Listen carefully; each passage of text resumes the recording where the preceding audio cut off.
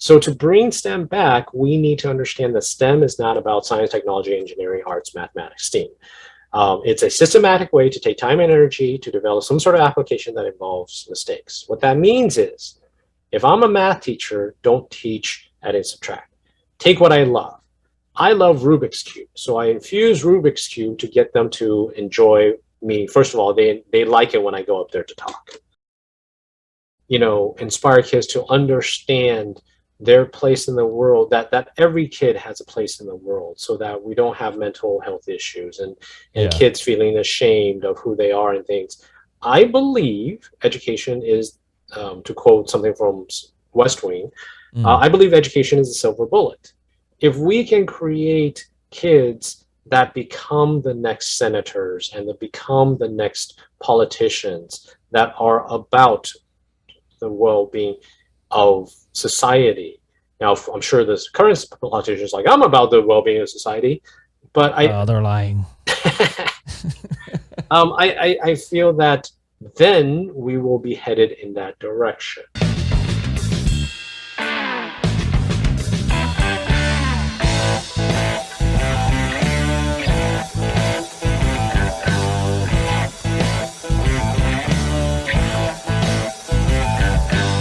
Hello, family and friends. Welcome to another Talks with Liem.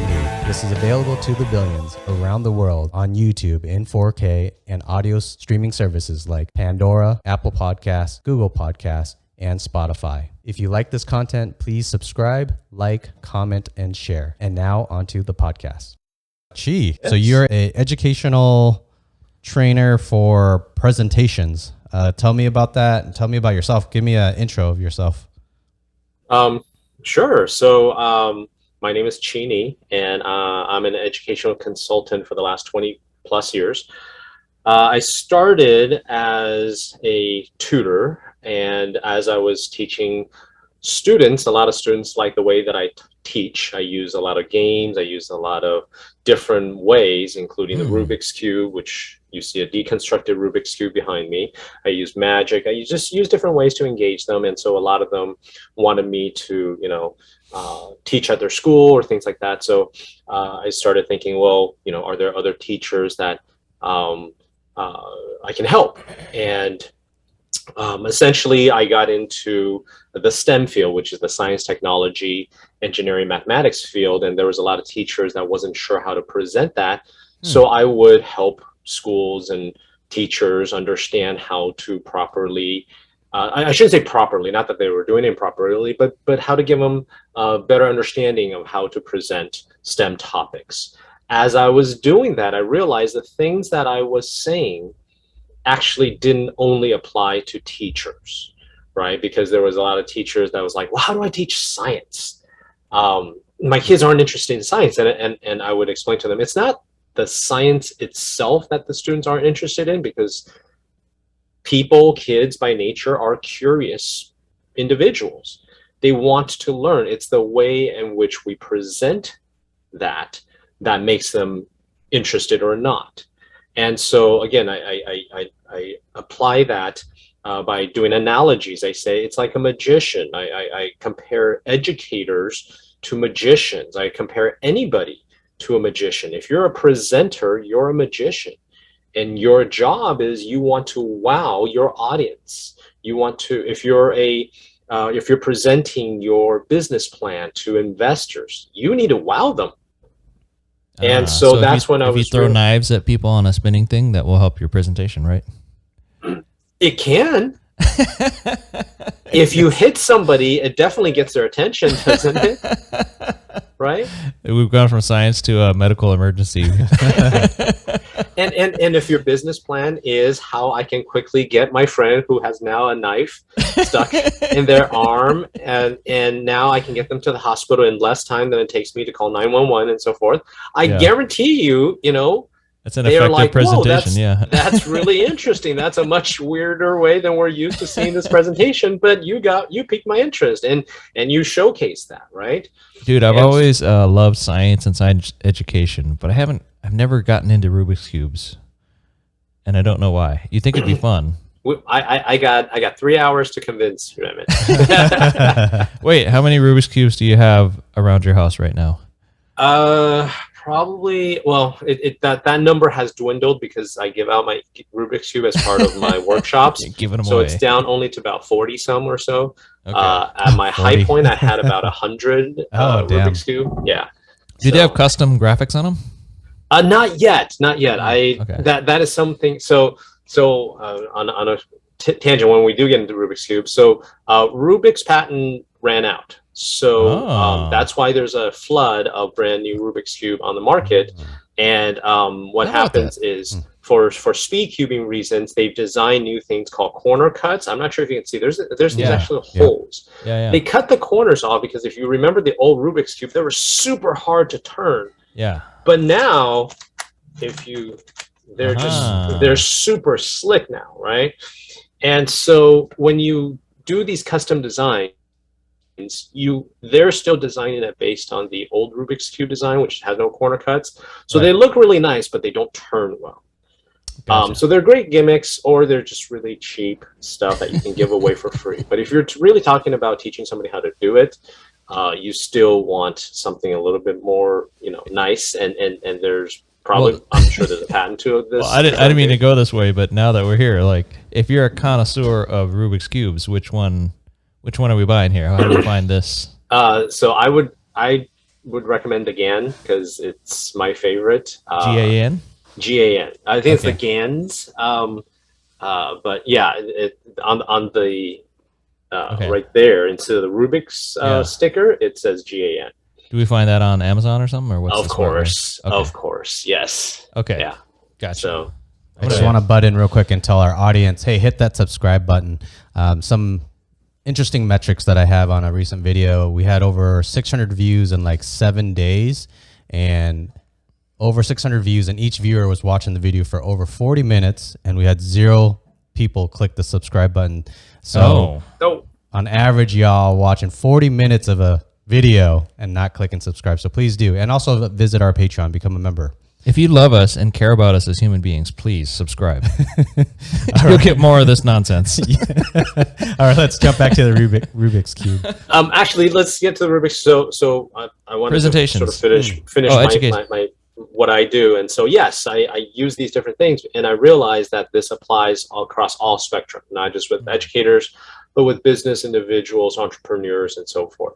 So what I do now is I help people who are frustrated with, why their presentations aren't working to really understand the elements, what I call the elements of engagement, right? Oh, yeah.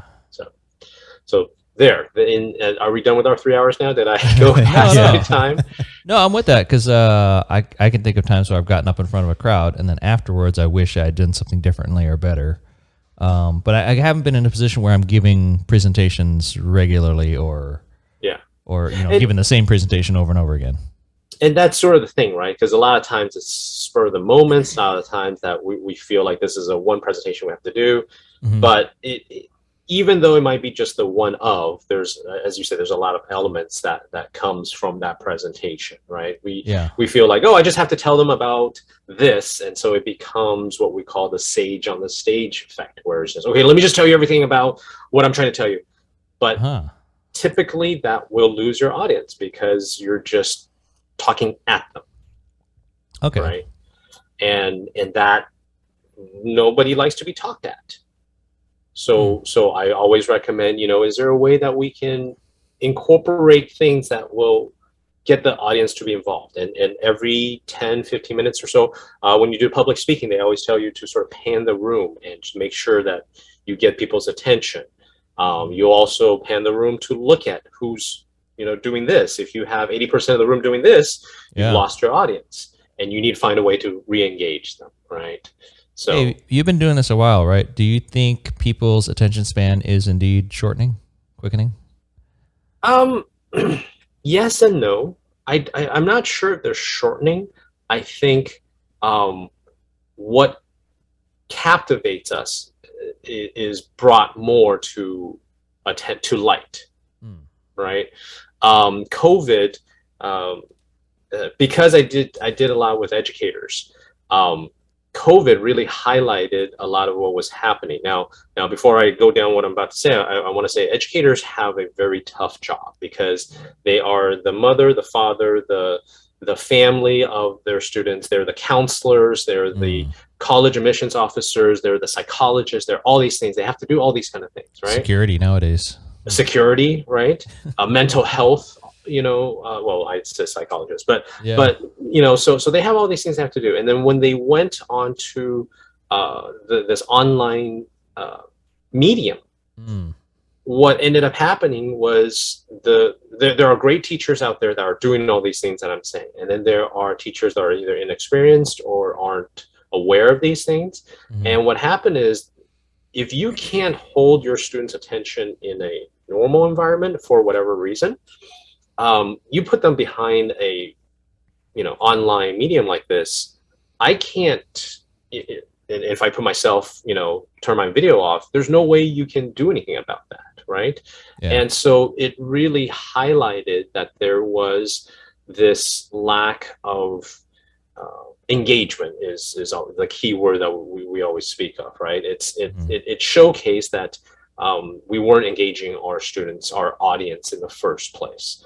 I don't think it's shorter. Like I said, I think there's so many things out there. We're allowed to be more selective of what engages us. If you can't catch my attention in 30 seconds, I've got Netflix, I got Hulu, I got YouTube, I got TikTok. I got so many things at my disposal. Why am I wasting my time listening to you for the next 30 minutes or more? That makes sense. Right? So do we need to make this podcast more engaging? Yeah. Knives. Give us some knives. tips. Remember, start learning to throw knives, right? Knives. If we get 1,000 subscribers, we'll throw knives at each other. Subscribe now for knife action. I know how to make our audience engaged. Oh, what are you doing? I don't even know if Alexa can do that, but That's gonna get the whole podcast flagged. here, let me flag that in case I need to delete that. I have nothing to do with this. I have nothing to do with this. Okay, so do you end up then with corporate clients? That's what I'm imagining, is somebody who's a corporate speaker, and then saying, "How do I make my presentation better?" Am I on the money, or is that far from what you do? I like I said, I deal a lot with educators, and I'm moving into the corporate realm. I do have corporate clients, but a lot of them wanted to sort of learn the Rubiks Cube, so I do a lot of team building events for corporate. They're really interested in the Rubiks Cube just as a team building event, but it's because it's different. And I get a lot of great feedback that they're like, "Oh, this is so much different than the rope walk or the typical team building events that they get." And I was able to do this online, and so that's always fun too. So the last one we did was with Tencent, the gaming company, and they had people from Canada and China and all different places zoom in, and they learned the Rubiks Cube from me. So that was fun. Nice. Is this something you do as your personal business, or are you employed by a company? It's my company that does it, and so I do it for Chi my is business. the company. Yeah, That's awesome. 10 Tencent is a really big company. How? Yes. Tell me about like landing that contract, and if it was tough, if it was challenging. So our connection is through Asian Hustle Network.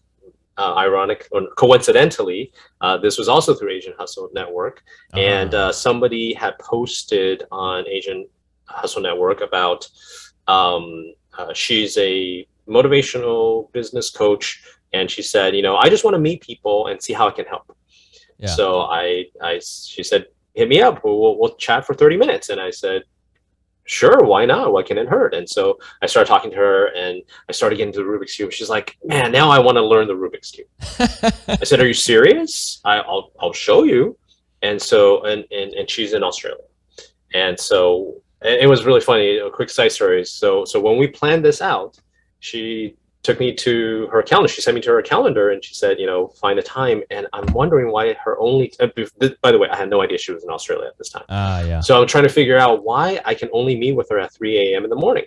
And I'm like, how busy is this woman that I have to meet with her at 3 a.m. in the morning. And then finally, she was like, "Oh, I'm in Australia." I was like, "Oh, that makes a lot more sense." So And we found. is she holding the Rubik's Cube upside down? That's really good. That's really good. I gotta remember that one. It's an orientation joke. Yeah. So she can't turn it this way. She has to turn it this way. only counterclockwise. Just like how toilets flush. Yeah, down just there. how toilets flush. Exactly. See, you guys. All right. Yeah, we're on the same wavelength. Cool. Yay, Australia. Hey, let me butt in real quick. If people are interested in your services, what's the best way for them to contact you or your business? You can email me at straightaconsulting@gmail.com. That's probably the quickest, easiest way. And so that's how I get a lot of it through referral. And so I just give out that email. And what happened with the Australian lady was she learned it and she's like, "This is so amazing. I never knew there's so much intricacies." And it really helped her understand how learning a Rubik's Cube applied to what she was doing at the moment and how it pertained to her and other people that she's dealt with. She's like, wait, what did you tell her that made her think it was pertaining to her work? It's going to change her life. I didn't tell her anything. I showed the Rubik's Cube. So my spiel is this. We all know what this is. Most of us know what this is. Most of us know what it's supposed to look like. It's supposed to look like this. So when we see something like this, we go, "Oh, I know what I'm supposed to do. I'm supposed to get all the faces." So we start playing with it. And then we realize, holy shit, this isn't that easy. It's too hard. Life. Right. So I use this as an analogy. Most of us know what a business is supposed to look like, or most of us think that this is what we want in business. We want everything perfect. Our revenue's coming in, marketing's going great, our human resources are doing what they're supposed to, and nothing's wrong. Everything's perfect. So when we start a new business, our new business looks like this, and we're like, "Hey, I can do this." Well, shit, that's a lot harder than I thought. And so there are those of us that will put it back down. And then there are those of us that will just, okay, I'm gonna power through this. I'm gonna go online. I'm gonna learn a few things, and so I'm gonna. Oops, hold on a second, sorry. And so I'm going to just power through this, and I'm going to do at least this much. I'm gonna do this much. See, look at that. That's pretty good. Yeah, get all my marketing good. Yeah. Start getting revenue. Yeah. But the ones that really understand the Rubik's Cube will realize that all of the other facets of your business is not there.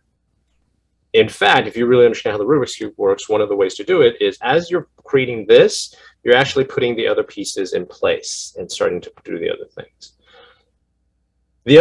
Does that make sense what I'm saying? Mm-hmm. Yeah. Life's complicated. And the other issue is people go, "Well, that's way too complicated." That's what I always hear. That's too complicated. I don't have the time to learn all these steps. Actually, there's 7 moves to solving a Rubik's Cube. If you learn 7 moves, you can solve all 42 quintillion permutation. And a quintillion is 1 with 18 zeros after it. Ooh. If you learn 7 moves from me, you can solve any and all Rubik's Cube that exists out there. Hey, Chi, quit trying to sneak in some math lessons here, bro. I know what you're doing. You see how I'm sneaky like that? But that so going back to what I was saying earlier, like I can teach math, but I can do it in a way that without making them be like, "Oh, math is so boring. It's all about numbers and stuff," right? Yeah. But back to what we're saying is that's why I like the Rubik's Cube, is because Rubik's Cube looks to be a big problem. But if you understand the algorithm to solving it, you will realize that you just have to follow the algorithm. But translate that into, say, in business. People are like, "Oh, so I just have to do this, and this." Well, yes, but it's also not that simple, because you have to understand what happens in this instance and how that instance applies. And most importantly, you have to practice. You have to give yourself the room to make mistakes.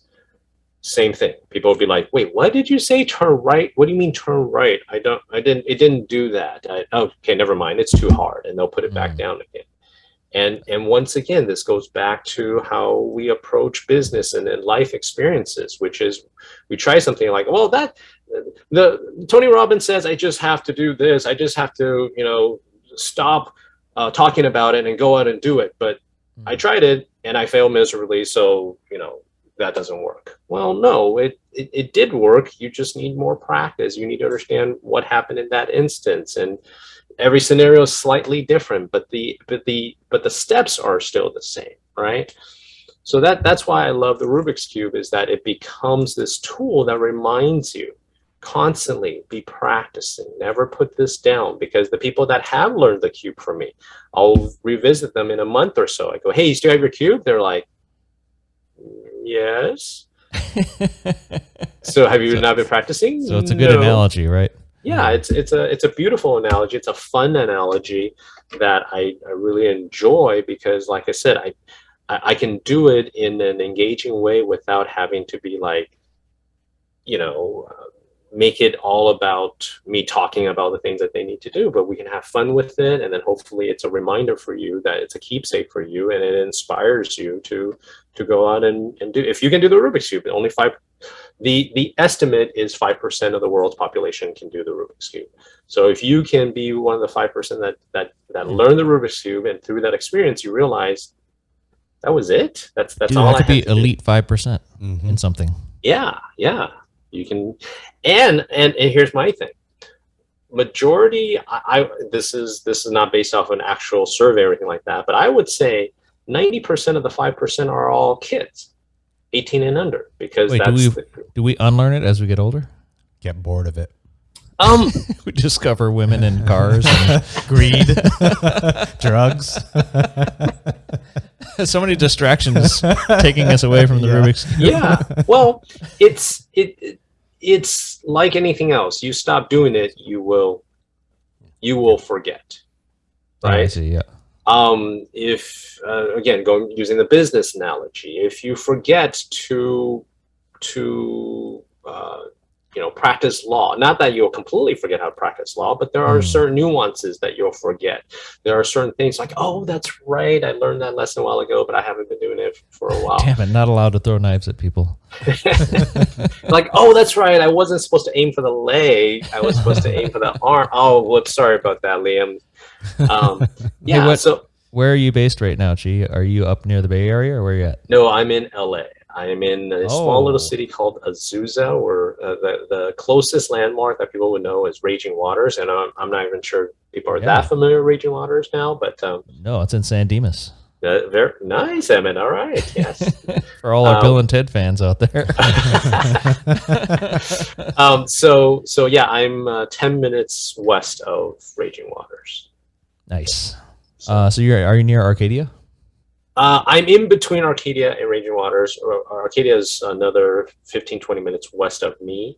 Gotcha. So yeah, but nice. But we do visit Arcadia for our Asian food needs. Well, so for people who don't know, LA is a sprawling, gigantic metropolis that bleeds into San Bernardino, Orange County, Inland Empire. It just goes on and on. If there wasn't maps, you wouldn't know where the city ended. Yeah. And even down towards San Diego, if there wasn't for Camp Pendleton and that nuclear reactor, it would just be continuous roads and homes and businesses. Yeah. It would just be nonstop. When people ask me where you're from, my question back to them is, where are you from? Because if you're not from Southern California, I tell you I'm from LA. Yeah. Well, what's funny is we're in Vegas, and a lot of times you meet people, oh, where are you from? And like, I'm from California. I'm like, well, that narrows it down, but like Fresno or are you up by the Redwoods or where? Yeah. So California is such a huge state. It's huge, yeah. It's funny to me when people they go, oh no, I'm actually from San Diego. It's like, well, it's not like nobody doesn't know where San Diego is. Why don't you just start with San Diego? Why are you starting so broad? Yeah, I'm from the United States. We'll start there. The northern hemisphere, southwest. Toilets spin to the left. That's how we know where you're at. Gotcha. Okay, so you did a little bit of podcasting. What was there a general theme to your podcasting? Was there a topic Once again, this started with COVID and taking my own advice. It's always about, trying things. And so when I talk to people, I want to be able to tell them, if you want to start a podcast, I want to encourage them to start a podcast. And I can tell them about podcasting because I started myself. So when COVID first started, a lot of parents were asking me, how do I teach my kids in this crazy time?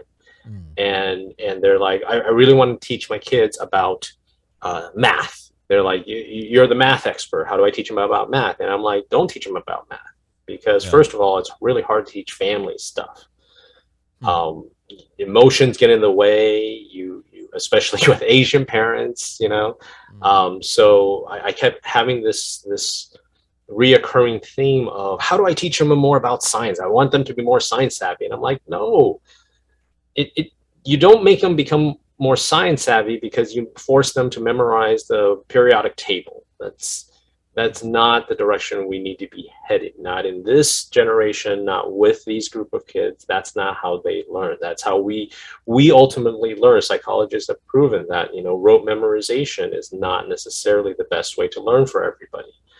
And so I started giving these advice over and over again. And I was like, I've always wanted to do a podcast. Let's try a podcast. And so I started a podcast for parents and educators to understand more about STEM and what it really means to teach kids as well as adults, parents / educators, about what STEM really means. And that was the start of it. Do you have a favorite episode? One that stood out for you that? I think my favorite one would be a tie between my first one because it was my first one. The best baby. Yeah, but it was also the one all about mistakes. So you guys know that STEM stands for science, technology, engineering, mathematics. Yes. I think most of the audience will know that. I'm not sure if everyone's familiar that if you go to Wikipedia and look up STEM, there's actually a whole list of all these things that people feel are important topics that students should know. So there are some that says, we need to incorporate arts. So STEM became STEAM, STEAM, and A stands for art. Then people are like, well, in this new generation of technology, we really need to teach them about robotics. So then it became STREAM. And the acronym just started getting really, crazy. There's like GEMS, there's like girls in engineering and mathematics and science or something like that. And there's just all these, Gem-streamification. Gem, if you're into the 80s cartoon. Wait, so I would contend that arts should not be in science, technology, engineering, and math. So believe it or not, in the educator world, there is a whole argument, and it's like the Star Trek versus Star Wars people. They're like, no, ours is better, and you need to have this, and so forth. Yeah, I'm definitely picking a side. I know a lot of people that are way into art and producing art and performing art, and they are not helping us advance society with technology. That's not true. No, they're not getting us any closer to the moon. They're not making our cars any more efficient. They're not helping these marvel of engineerings make TikTok videos appear in front of my face nonstop. Yeah, but you also have to realize that phone that you held up was as technologically advanced as it is. There was a lot of creative and artsy people that put their thought and effort into how that was to be designed. So there is a need, and I'm not here to say one way or the other. I choose STEAM because it works for what I explain, because the acronym happens to fit what I want to talk about. So I teach STEAM. The way I teach people to think about STEAM is not to think of it as science, technology, engineering, arts, math. Yeah. I say, get those acronyms out of there, because then it puts you into this mindset. I have to teach biology. All right, let me go read up on biology, and then let me go blah, blah, blah, blah, all about photosynthesis and mitochondria and what this is and what all this. Listen, this is the 21st century right now. I can go to Google and search all those things up myself. Why do I need you to tell me all those things? Yeah. What we need to understand about STEAM is that our job is to, as educators or as presenters, is to inspire the people and energize the people to want to learn more about what it is that you're doing or presenting. And so so the acronym that I use is STEAM stands for a systematic way to take time and energy to create an application that incorporates mistakes. So the M is mistakes. And I love the mistakes part because if you think about math, math is really about mistakes. A lot of people are like, no, it's about adding and subtracting. Yeah. Math has adding and subtracting, but math is about learning how to problem solve. But the best way to problem solve is to learn through mistakes, right? And because that's always the best way. And we have to give capacity for us to make mistakes. We've gone so far away with math is about getting the right answer, right? Yeah. Asians is all about sitting around the dining room table and memorizing the Jojo Tenfa, the 9 times 9 multiplication tables, right?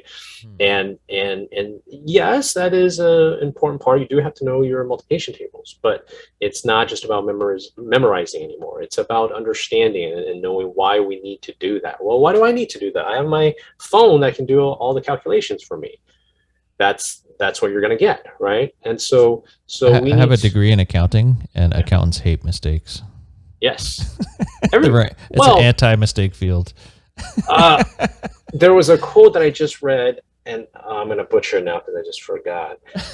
But it was about where does wisdom come from? Wisdom comes from good experiences. Where do experiences come from? Experiences come from bad mistakes. Yeah. Right. And so you can't have one without the other. Yeah. Right. We're not born wise. My favorite analogy to use is how do we learn not to touch hot stuff? I guarantee you 99% of the people learn by touching something hot. Yeah. Right. And so that's the best learner. And I'm not recommending you take your kid's hand and be like, touch this hot stuff, right? Touch this hot stuff. But it's something that we have to understand is an integral part of life. Again, business. Oh, so you have them touch almost boiling water. Yeah. Yeah. You take your temperature is like, oh, okay, it's only 90 degrees. It's okay now. Not quite scalding. Yeah. But I think it's about allowing that capacity to do so, right? Yeah. And I think that is something that we're missing out both in our educational system as well in the businesses, right? Because we see these shows all about Hell's Kitchen is one of my favorite. Like I absolutely hate that show because it's all about Gordon Ramsay yells at you for every time you make a mistake. And I get it, right? If you're running a $1 billion industry, $1 million company, you can't have mistakes. But at the same time, you can't not have mistakes because that's all part of the learning process. Well, is the idea that they're newbie cooks, or is the idea that they are pros? Because I could see if you're at the pro level, then because if you're at the pro level, then it's competition. Then you're saying, hey, you should know all this, right? Right. And then again, I get it. I'm not saying like, I'm just saying the underlying tone about mistakes that we have as a society has changed. Yeah. And so my favorite episode, going back to the reason this all came about was my favorite episode was talking about mistakes, because I always like talking about mistakes. Yeah. Because we've, like I said, as a group, especially as Asians, right, we're taught to be perfect. You got to be perfect. And I think that I think that is important. I don't want my surgeon to be making mistakes left and right. But I want them to make mistakes along the way on other people before they get to me. Right? on the pig carcass. yeah, exactly. So I think that is something that I want to definitely have my educators understand so that they can pass on to their kids. I do that with my kids as well. So I always tell my kids, I got twins and they're 7 years old, and I always tell them, I don't mind you making mistakes. Yeah. But we got to learn from them quick, right? Just don't both make the same mistake. I made you touch scalding water, so no more touching scalding water. No, but it's I want to give them the capacity to learn, but I also want to make sure that they understand we got to learn from the mistakes quickly, right? There's only X number of times that you start making the same mistakes over and over again. Then it's just like facepalm, right? Nice. Yeah, I've shied away. I've vehemently avoided becoming a parent because it seems like quite an undertaking. How do you find that so far? Being a parent of twin 7-year-olds, is that super challenging or super rewarding, or do you love it, or what's the? Don't they usually go hand in hand? Yeah, well, I mean, right? But what's your experience? Is there anything that we're not obviously aware of? I mean, because sure. There's a lot of rewarding things that aren't challenging. Like I really enjoy an Arby's roast beef sandwich. Like I just trade them the money and I get the sandwich, and there was zero challenge, but I really enjoy. Would you call that rewarding though? That's more like I got juicy roast beef chewing in my mouth. Yeah, I guess that's semantics. I would say that's delicious. And of all the things to be delicious, you chose Arby's. Yeah, it's delicious. But that's fine. Different strokes, different folks. Hey, look, they're not all over the nation because they're terrible. There's hundreds of Arby's. In fact, we're speaking, and everybody in America knows what I'm talking about. If they were terrible, Arby's number 1 would have never became Arby's number 2. Right. Yeah. So once again, using the cube as an example, if doing the cube required, just blindfolding, you can do that and that solves the cube. I don't think this would be, the giant toy seller that it is. The whole point is that it was challenging, and you're rewarded for meeting that challenge. Having kids, I work with kids, and so I always knew that I wanted kids, but having twins, you're just kind of like, oh, it's just double of everything. No, it's not. It's triple, quadruple of everything. And so I don't even know how people with triplets and, multiple births do it. It's exponential effort. It is. Yes. Thank you. It's exponential effort because so for example, when my kids were grown, when my kids were born, my wife and I thought, well, let's split up the early morning feeding duties. So I would take my daughter and feed her, and then my wife would take my son when he wakes up. But the thing is, when they cry, you can't tell who's crying. So in the middle of the night, 2 a.m., you hear crying. It's not like I can go, oh, that's my son, you go get him. It's, either one of us had to do it. And then it's staggered. Yeah. Right. And it's not necessarily always staggered the same way either. Yeah. Right. So then we're like, okay, let's just split it so that it's, I'm a night owl, so I take everything up to 2 a.m. and then she took everything from 2 a.m. on in the morning. So that was, a challenging problem that we had to solve. They didn't take naps. Everybody's like, oh, sleep when they're napping. Our kids never took naps. And the reason was the same reason, is that when one goes down, the other one's fussing or crying and wakes the other one up. So there was never a time both of them could sleep. So we just decided, let's just keep them up and then let them crash at night. Yeah. So wait, so are you saying that in a broader sense that human psychology, we find things rewarding if there's some challenge? I would think so. Yeah, I would think so. I use math problems. I use problems to solve. Right. When we solve something easy, hey, the page in my book doesn't flip over here, and we flip it for you. We're not going to remember I solved that problem because there was no challenge to that. That was an easy problem that I can solve. But if you were to solve how to throw knives at Liem, I guarantee you're going to forever and always remember that, because that is something that not everybody can do. And, after nearly killing your friend, you're finally figured out how to do it, and you're going to be impressed by it. And and that's the other thing too. Not everybody can do it. So everybody's going to want to see you do it. And so it's a risk reward thing, right? Yeah. I think I'm wired differently, where I want I will take the easy reward. Like, if I could skip the challenge and get to the reward. Oh, that's not what I'm saying. It's as a Robert, who was it that said, people are creatures of habit. We take the path of least resistance. Yeah. We do, but that doesn't mean that the reward doesn't inherently lie within that which is more challenging, right?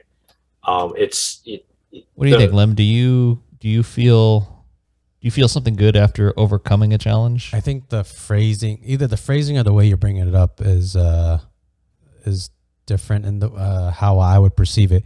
So there are challenges that you do feel good when you finish it, but not all challenges make you actually feel good. So it depends on the challenge. Like I'm trying to think of an example. I can't even. If you happen to enjoy that item as you're going, I think we are all humans are wired so differently. Like I happen to enjoy building computers. I love computers. So if I'm building a computer, that might be challenging someone else, but it might be challenging to me that time. I might run into a problem, and I've had it. I mean, I might sit at a computer for 6 or 8 hours, but another person would have given up already. But to me, I break it down into little things like, oh, I had something with a video card. Oh, this is a brand new video card. Oh, this is an $800 video card. That's a little bit of a thing that kind of keeps you going in the small steps throughout that whole challenge. So I think to try to say all challenges for you, if you don't like any challenge, but I think there are some challenges you like think about real estate. There's a big challenge in there. I mean, for you to go from whatever 5 years ago till now, that's one big long challenge actually, to keep yourself sustained financially through real estate. But I would prefer for every transaction to just be easy and for just to get all these clients with no effort. Sure. I'd prefer to get all the reward without the challenge. Of course. Then I would think about, so I mean, your personality, you talk about like you like whitewater rafting, but then there's plenty of times when you're probably sitting around your home where you're wondering, I wish there was something more fun to do. Yeah. So you are seeking at that moment, some type of challenge or enjoyment. They don't have to be. Well, it's fun. Yeah. Yeah. But it's fun for you. But then, right? That's because the other challenges you have are so easy that you've kind of crossed them out in your life, as in you've already done it. Yep. Yeah. So you are seeking something of a small challenge or something fun.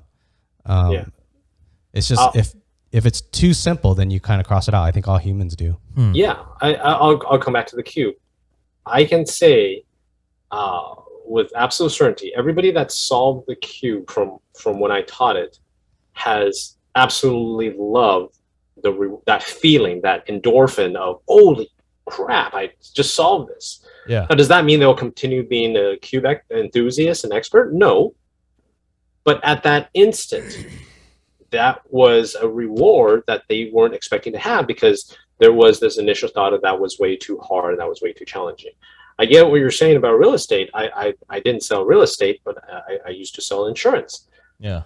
So I understand the sales. It's the runner's high, right? Everybody, when you accomplish that thing, you have that thrill of, holy shit, I made my first sale, I made this big sale, and you're excited.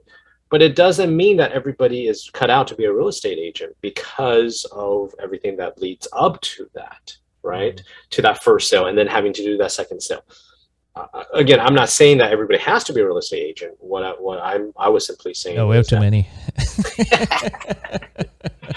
What I was simply saying is that we want to understand that challenge within that challenge, there's a reward. Now, whether or not you're willing to go, and by the way, I'm not also saying that 100% of people that take my classes learn to solve the cube, because there are people, as I said, halfway through, nope, too hard, and they'll give up. And that's okay. I just always wanted the cube to help them understand that, no, don't give up, right? You're so close. You're almost there. And part of this process is that reward, because you understood your capacity to overcome these mistakes. If you're selling houses, I even though I never sold houses, I'm pretty sure you don't have 100% closing rate. I know you're an amazing guy, Emmett, but yeah, right, you don't have 100% closing rate. No, But there are some people that are, you can't help them. yeah, but there are also people that they can't do sales because they can't handle that rejection, right? Yeah. But to be a good real estate agent or any sort of salesperson, you have to understand that that is part of the job, and you don't take it personally, and you just move on to the next one. But you also learn from that mistake, like what happened there, right? Yeah, you know what's interesting about real estate is like I'm not actually selling houses because people want the house. Oh, yes. Yeah, they either want to sell or buy the house, regardless of whether I exist on Earth or not. You know, like if you're a mattress salesman or a car salesman, they wanted a mattress when they walked in the door. Yeah. Right. So as a realtor, what I'm really selling is pick me as your trusted advisor. Yeah. Right. I have experience and I have intelligence and I get to do this all the time. Whereas you only get to do this once in a while, right? This might be your first time buying a home. You know, this might be your 5th or 10th time buying or selling a home, but still you're not doing it all the time. Like I did it 3 times this month. So I can help you do this with the practice and the experience of doing it frequently because it's a big financial transaction. It's a big life decision. There's a lot of legal contracts and transfer of ownership involved. So let me help you navigate those things. So the real thing I'm selling is pick me as Yourself. your realtor. Yeah. Yeah. So it's interesting. And that is in essence what we're doing in any avenue, right? Everything you're really selling yourself, right? I mean, you made a really good point. I mean, is that when I go into McDonald's, I don't go like, you know what, I feel like a mattress. Yeah. I went in there for a specific purpose, but if you know, they can't sell it. I mean, I'm sure you use McDonald's because if you walk in McDonald's, you're paying it. But if you're walking to a car dealership, it was you have some inkling of purchasing a car, right? Yeah. And so you're really showcasing that you're to be trusted, and I'm willing to open up my wallet and hand you the boatload sum of money for this. And that in itself is an education in itself, because I can tell you everything about the car. Yeah. But if I don't wow you with my presentation, I don't get you to trust me and really want and connect with me and want to learn more from me, you still won't buy the car from me. No, you have to tell me there's a deal that's only happening today. And if I walk out, I can't get this deal. You can't get this deal, right? I'll talk to my manager. I got to talk to my manager.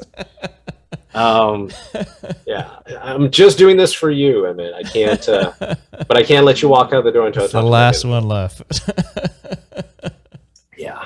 And you'll be getting a call from our extended warranty people. Yep. I'm imagining your services are kind of it's usable to all business types. Is there ones that are more common to come to you, and are there ones that don't come to you and I don't know that should? I like to think, again, as I said, I like to think that what I do spans across the whole spectrum. I do get a lot more smaller businesses, medium-sized businesses, because they're easier to navigate. When I worked with Tencent, there was a lot of legal paperwork. You know,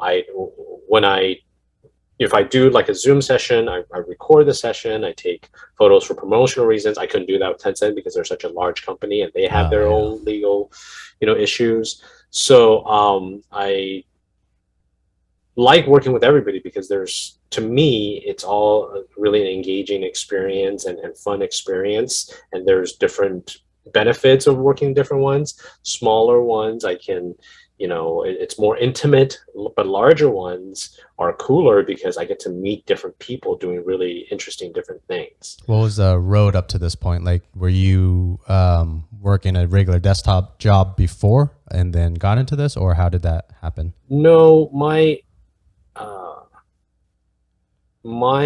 experience resembles sort of my personality, which is I always take the road less taken.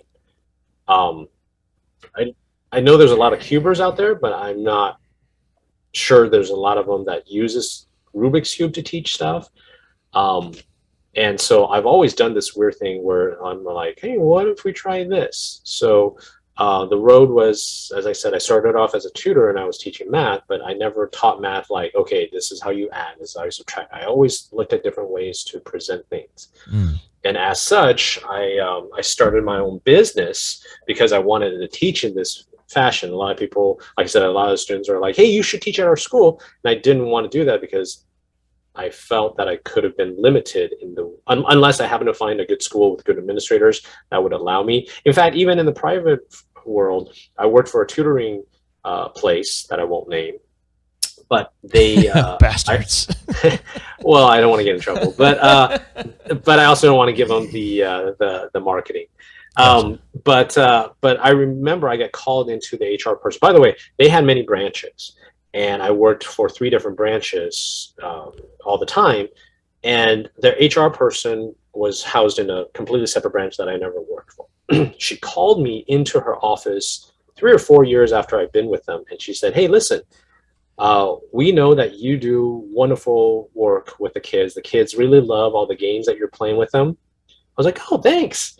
And she goes, "Yeah, we want you to stop that." No, it's working and very popular. Yeah, yeah. Knock that off. Wait, you're telling me that the kids like this and it's working, so you want me to stop what's working? She's like, no. It's that we want you to not play the games anymore. I go, yeah, I heard what you said, but I just want to make sure I understand the logic behind that. And she couldn't give me, any response to that. But We can't have you all having fun. That's terrible. yeah, that's not what we're about. And so like even in that world, I was very limited. That's why I started my own tutoring service and company. But like I said, as I was doing that, I was realizing the way I was training my teachers, my educators, was different than what was out there. And so when STEM came, STEM's always been about, but it was under a different name. It was hard science. It was actually METS, or there was a different acronym, but somebody then put it all together to call it STEM. Yeah. But when STEM became the big thing, I got into I was asked to be on the board of an after-school center, and when I was asked to be on this board, I said I don't want to start another after-school center that's going to teach SATs. Yeah. Same thing. They're like real estate agents. There's a dime a dozen. Too many, yeah. Too many.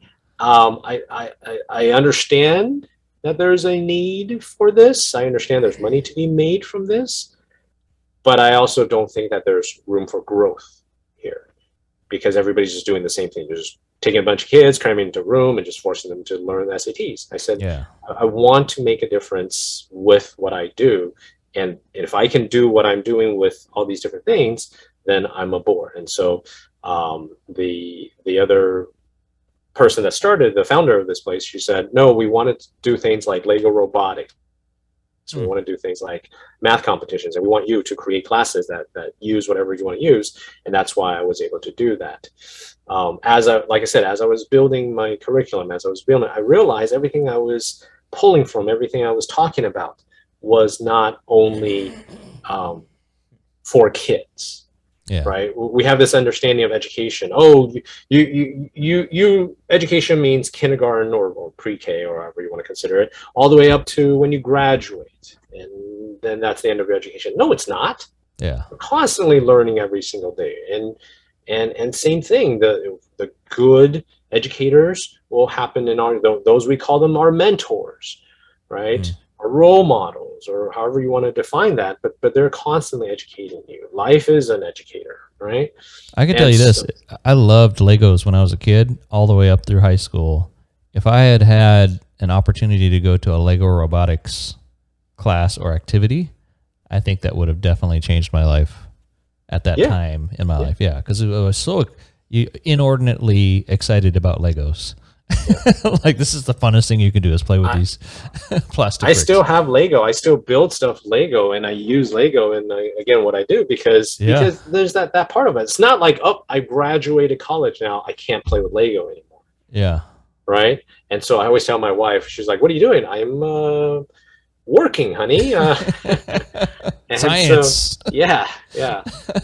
But that's the thing, is that I'm energized by that. I'm passionate about that. When people see it, they enjoy it. There's a book by I think Dr. Stuart Brown. It's called Play, and it's all about how we view play as juvenile. That play is something you do when you're a kid, and that now you're a grown up. Now you're in the real world. Now you have a family. Now you have a business to consider. You can't play anymore. And and his whole philosophy and his whole book is all about the importance of play. Play exists in nature. Lions learn how to hunt and do all the things they do through play. And so, and the thing is, I actually trademarked a word called innoplation, is that innovation comes about when you're playing, right? If it's drudgery, you're not going to innovate anything.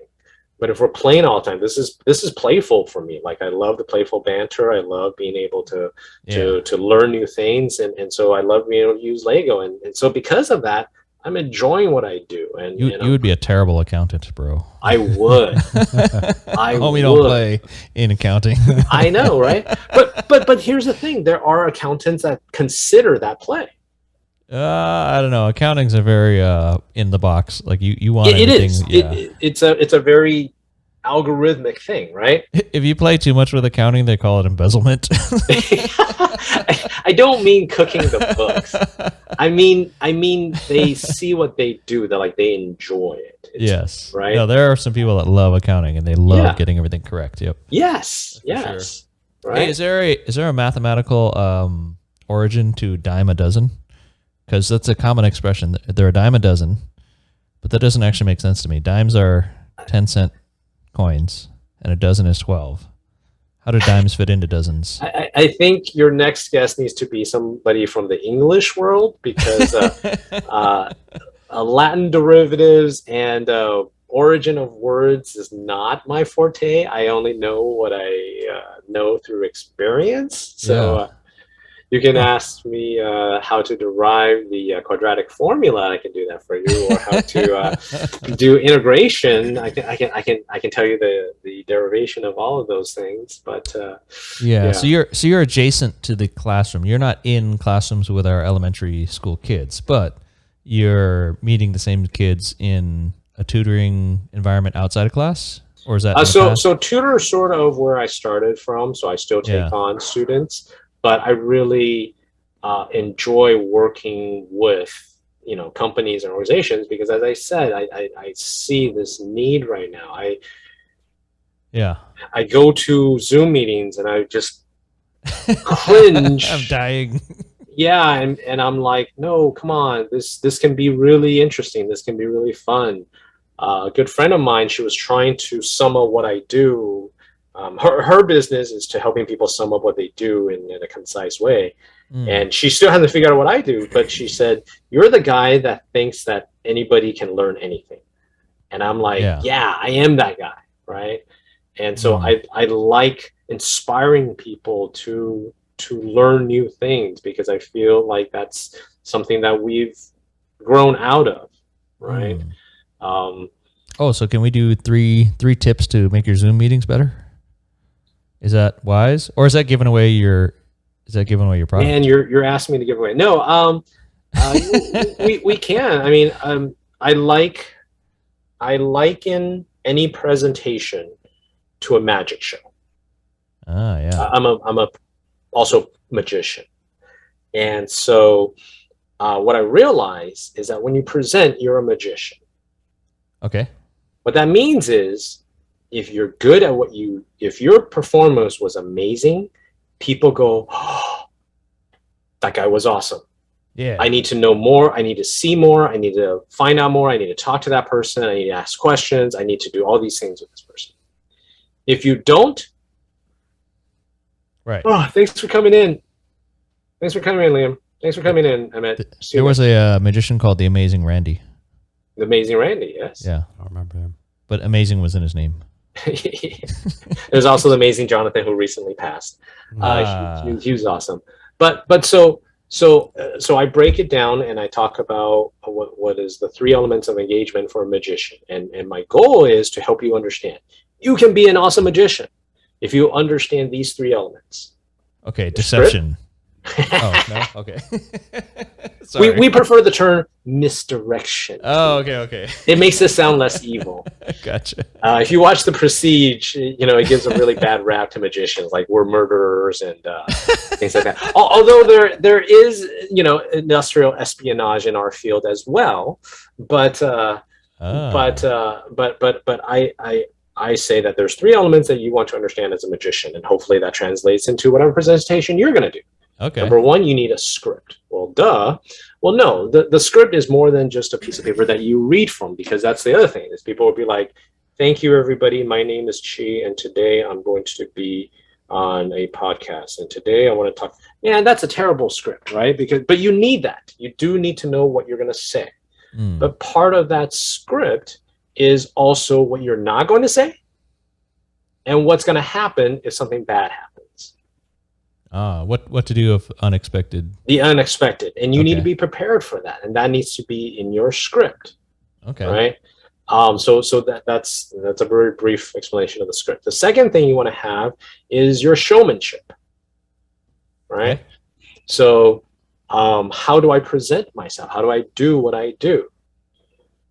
Hey everybody, my name is Chi, and I'm going to show you this really cool trick here. And man, nobody's going to follow you, right? Which is why if you watch any TikTokers or any Instagrammers or whoever, they have high energy. Most of the time they have high energy. And the ones that have low energy that are good presenters, they work in that low energy to I'm not sure if you guys remember Stephen Wright as a comedian.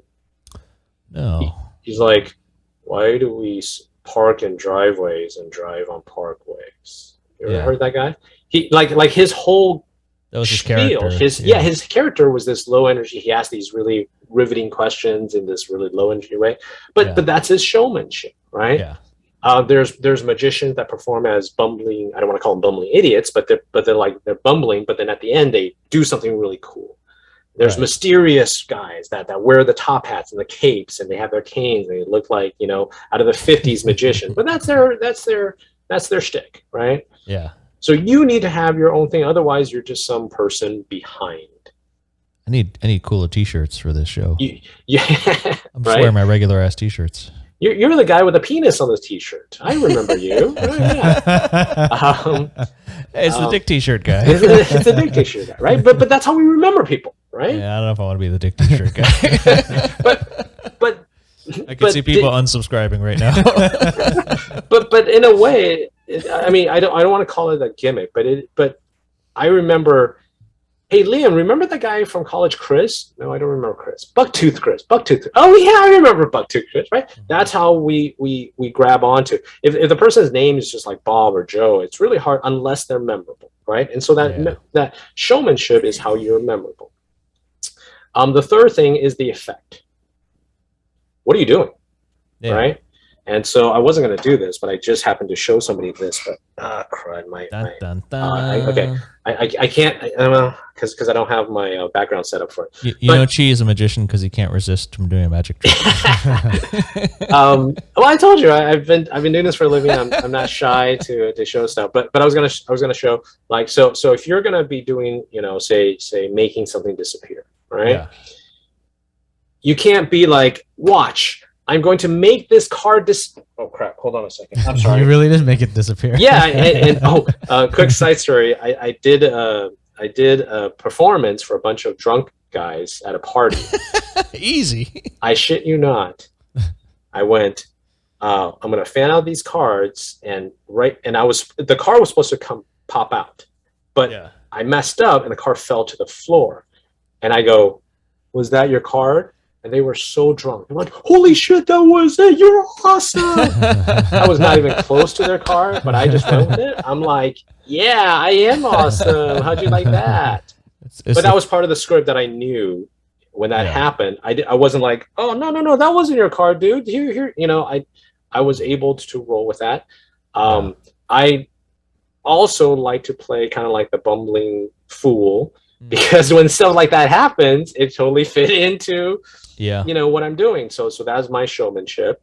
And then my effect on general principle, I don't mess up, right? 99% of the time I don't mess up because I've rehearsed and rehearsed and rehearsed. Now when you first start, you are going to make mistakes, and we reference that we got to give ourselves that room for mistakes. But once you've done this for a while, it has to be cool. It has to look like it's natural, right? If it doesn't look natural, man, I don't know about you, but when you see stuff that like you get this even though you're not presenting, like you start having this feeling of apprehension, just like, oh crap, man, I feel bad for this person. And is that a big part of the fear of presenting in front of an audience per se? Is the fear of making a mistake or doing something that makes you look so stupid? Yeah, it is. So then is there an easy way to overcome that in thinking that, you know, what could I possibly do? Even if I tripped on the way up and fell and injured myself and, you know, my face is bleeding, is it unrecoverable? Or do you go, you know what? Hey, man, watch that step, everybody. Let's get on with the show. 'Cause, you know, is that stage presence, or what is that to be able to handle that sort of getting your presentation derailed? No, I love when things like that happen. Yeah. I had a performance one side. I said, excuse me, young lady, pick a card, please. And she goes, the Toyota Prius. It's a great And car. it took me a second. And then everybody started laughing, right? Yes. And so, and if you watch comedians or performers that are good, they'll mind that, Yeah. right? They'll be like, so Emmett, what I need you to do is pick a card. Right. And then you'll turn and look, and everybody will laugh because they know what you're referencing to, right? Yeah. But you also want to make sure you do it in a non-invasive way and not make that other person feel like you're picking on them, right? But all that comes from experience. Mm-hmm. All that comes from having something happen and knowing what to do with it. But none of that happens because it was an ingrained ability that we all have to know how to roll with me falling on my face on a stage. Wait, so is there an ultimate Zoom mistake besides not wearing your pants? Is that ultimate? I'm not sure. I mean, I'm not wearing pants right now, but you just don't see it. Son of a bitch. That was not on your list of things to do. So, you know. I guess not exposing yourself accidentally on technology. Unless you're the dick t-shirt guy, right? And then it's just all part of your thing, right? It's all rolling gag, right? So I think I don't want to say there are something that you can't or can't do. Mm-hmm. I think the better way to say it is be open to things, right? And this is sort of I feel very comfortable having these conversations. Why? Because I can roll with it. But I can roll with it because I've performed a lot. I've watched a lot of other performances, and I watch what works for some people, and I watch what doesn't work for some people, right? And so as such, I know how to turn on a dime with certain wordings. Ever since high school, I've been known as the corny jokes guy. Corny jokes, yeah. Yeah, I just would tell really corny jokes. And so I've learned how to listen for word and turn it into a pun. I'm a dad, and so dad jokes come naturally for me, right? Because that's what I do with my kids. That's the gig. And that's the gig, right? I checked it off on my resume, and they accepted it. And so on your questionnaire, one of the questions you listed was why is the U.S. so low on STEM? What was your train of thought on that? We're one? getting serious. Yeah. Why does America suck at science and technology? Why are we so terrible at math, G? Because I alluded to it earlier, because we think that education is the relay of information. We think that teacher's job is to tell you all about chemistry. We think that a math teacher's job is to teach you how to add and subtract. And it's not. My opinion is that the job of the educator is to inspire you to want to learn more about the things yourself. Because again, people by nature are curious beings, but we're also fearful beings, because if everything comes back to the psychology of human survival, right? If I have to go out of my natural habitat to do something, I'm not sure what's out there. I'm not sure if a tiger is about to eat me if I step past this point that I'm familiar with. That's just a natural instinct that we have, which is why the fear of the unknown is scary, which is why change is scary, right? Like if I get on a train going to Boston at 63 miles an hour, and the other train from Chicago is about to hit me at 42 miles an hour. Which car of the train do I want to be in? Which The buffet yeah. cart. Yeah. Which then tells kids, number one, math is scary. Yeah. Trains are scary. Oh, and stay home at all costs. We need friendlier math problems. Is that the issue? Yeah. No, it's that we think that that's what math is about. But math isn't. Not how I educate my educators. Yeah. Math is about making problem solving fun in a challenging way. Going back to that challenge idea, right? We're creatures of habit, and our habit is to take the path of least resistance. Again, going to that survival. Why am I going to climb that tree to pick apples when there's apples on the ground? Well, obviously we pick ones on the ground, safer if, blah, blah, blah. But the fresher ones are up there. So our job is to show the people that we're presenting why I can invest $10 million into something that I, know a lot about. Why am I investing $10 million into this new business that I've never heard of?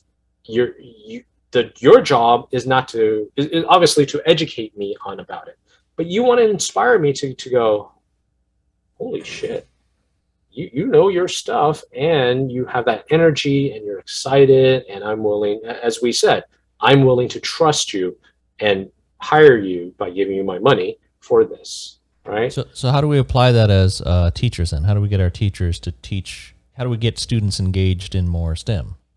That's a long question that I'm not trying to answer in 3 hours, but essentially we need to understand that teachers can't be locked into teaching something. So here's the problem. In the business world, everything needs to have a metric to it because that's how we measure success. There's a KPI, there's P&L, there's all these numbers. I'm reading Traction, and in Traction they say that everybody has a number. And while I understand the importance of that in the business world, there needs to be a mix. There needs to be some sort of metric that's unmeasurable, but somehow we measure it. And that is the mental well-being of the person, the curiosity, the flames, we call it the flames of curiosity. How big is that flame? You all know somebody that their flame of something is so big, you can't stop them from doing what they're about to do, no matter how hard you try. And I feel that that's something that we need to do in the education world. Once we flame that so big, they're going to be curious about something. So the reason that I feel STEM is so low is because when we talk to educators, they're like, how do I teach robotics? Yeah, we got to pour gasoline on the children. Yeah. But STEM isn't about teaching more robotics to children. Yeah. I have great robotics curriculum. That's because I love robotics, because again, I play with Lego. If you don't like Lego because a Lego, your parents was crushed by a giant Lego statue, and you have this negative feeling toward Lego, I can give you all the Lego robotics curriculum, but you're not going to bring it to justice. If your script is, hi, my name is Chi, and I'm going to teach you about Legos today, kids aren't going to be. You were saying, man, if you were in a Lego class, but I guarantee you, if you went to a Lego class where they just did shitty things and you're just bored out of your mind, you won't like that Lego class just because you like Lego. I mean, you'll get into it because of that. Yeah. But you'll leave. I could tell you where that happened when in 7th grade, my middle school, there was an after school, like not a class, but after school club. And it was remote control airplane club. And I went to this, for months, I went to this remote control airplane club, and it ended up being like 3 old guys just building their remote control airplane and us watching them fly it. And it was zero engagement. It was like, this is the dumbest club ever. This is me watching these old guys play with their plane. Like, this doesn't help me at all. I didn't get to touch anything. I didn't get to build a plane or fly it or nothing. So it was stupid. Right. I quit after a couple months. Yeah. But if they changed that, if they had you build something, and even if you crashed it or whatever, you would have had a much different experience. You would have loved remote playing. You would hold in a different regard. Yeah. right? So to bring STEM back, we need to understand that STEM is not about science, technology, engineering, arts, mathematics, STEAM. It's a systematic way to take time and energy to develop some sort of application that involves mistakes. What that means is, if I'm a math teacher, don't teach add and subtract. Take what I love. I love Rubiks Cube, so I infuse Rubiks Cube to get them to enjoy me. First of all, they like it when I go up there to talk. They're like, "Ooh, I want to hear what this guy's about to say." Secondly, incorporate those things into what you're about to do, because everything has some science, technology, engineering, arts, mathematics applied to it. Podcasting, we got to talk about our tech equipment. If you love podcasting, you will, and you get the kids to enjoy podcasting. As they're learning this, they have to learn about how microphones work. You're going to teach science behind audio waves, video, optics, and why my camera, does these things, and what does aperture means, and all these kind of things. But you're only going to do that if you show the kids that this is something that's fun and enjoyable. Just like you said, you're like, oh, planes. Well, I can take a plane and I can teach aerodynamics, right? And then once you learn about aerodynamics, we can do. Now they're excited. Now they're learning aerodynamics, not because, all right, everybody, today we're going to turn to page 45 and we're going to learn aerodynamics. Great. Now we're going to have a test on aerodynamics, right? But if you're interested in engaging with it, then it becomes, then we fan that flame. And so when we teach educators, we say, what are you passionate about? Because like I said, if I give you my robotics and you don't like robotics, forget about it. It's not going to do you any good. I can give you the #1 selling curriculum out there. But if you don't understand a thing about it, you won't bring it to justice. But you go ahead. Go ahead, finish if you want. Okay. But if you love cooking and you bring delicious food, they're going to ask questions and they're going to be curious. They're going to be like, how do you make this? How come this tastes so good? Why? My mom makes tomatoes and I normally hate tomatoes, but this one has tomatoes. And you're going to interest them and they're going to love it. Hey, if you can find somebody that's super into vacuuming, you can sneak them into robotics with a Roomba. Oh, I bought a Dyson. A Dyson, not Tyson. I bought a Dyson because I went to a home show. #1, there was a really hot girl showcasing it. But she was really good at what she did. Like she popped the button and the bottom part of the canister popped out, and then she popped it back. I was like, holy crap. That's hot and that's amazing. Wait, so a vacuum model did a presentation that got you to buy an amazing vacuum? Yes, but there are hot models that don't do it. Right? They're just eye candy. You're just like, hey, that's cool, but no thanks. Right? But they got me to invest in a $400 vacuum. I'm like, they did the job. Right? Have you loved it ever since?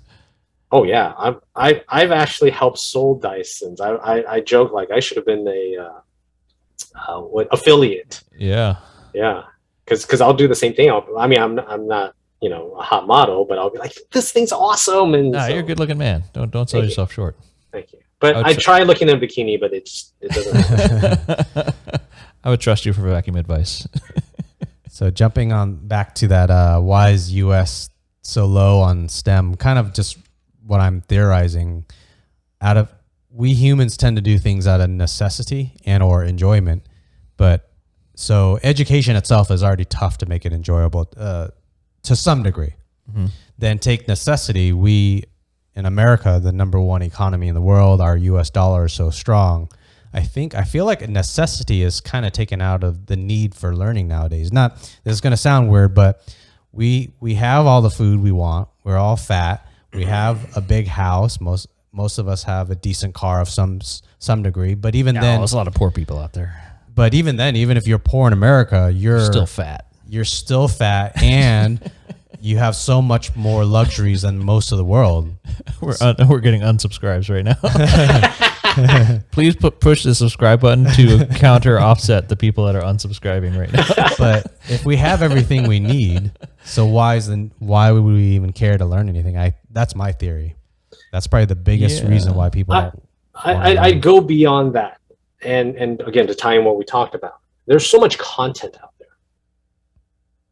If I want to learn about, like I said, chemistry or biology or whatever, I can just go to Udemy or any of the hundreds and not thousands of online schools to learn whatever topic I want. I can go to a school. I'm near APU.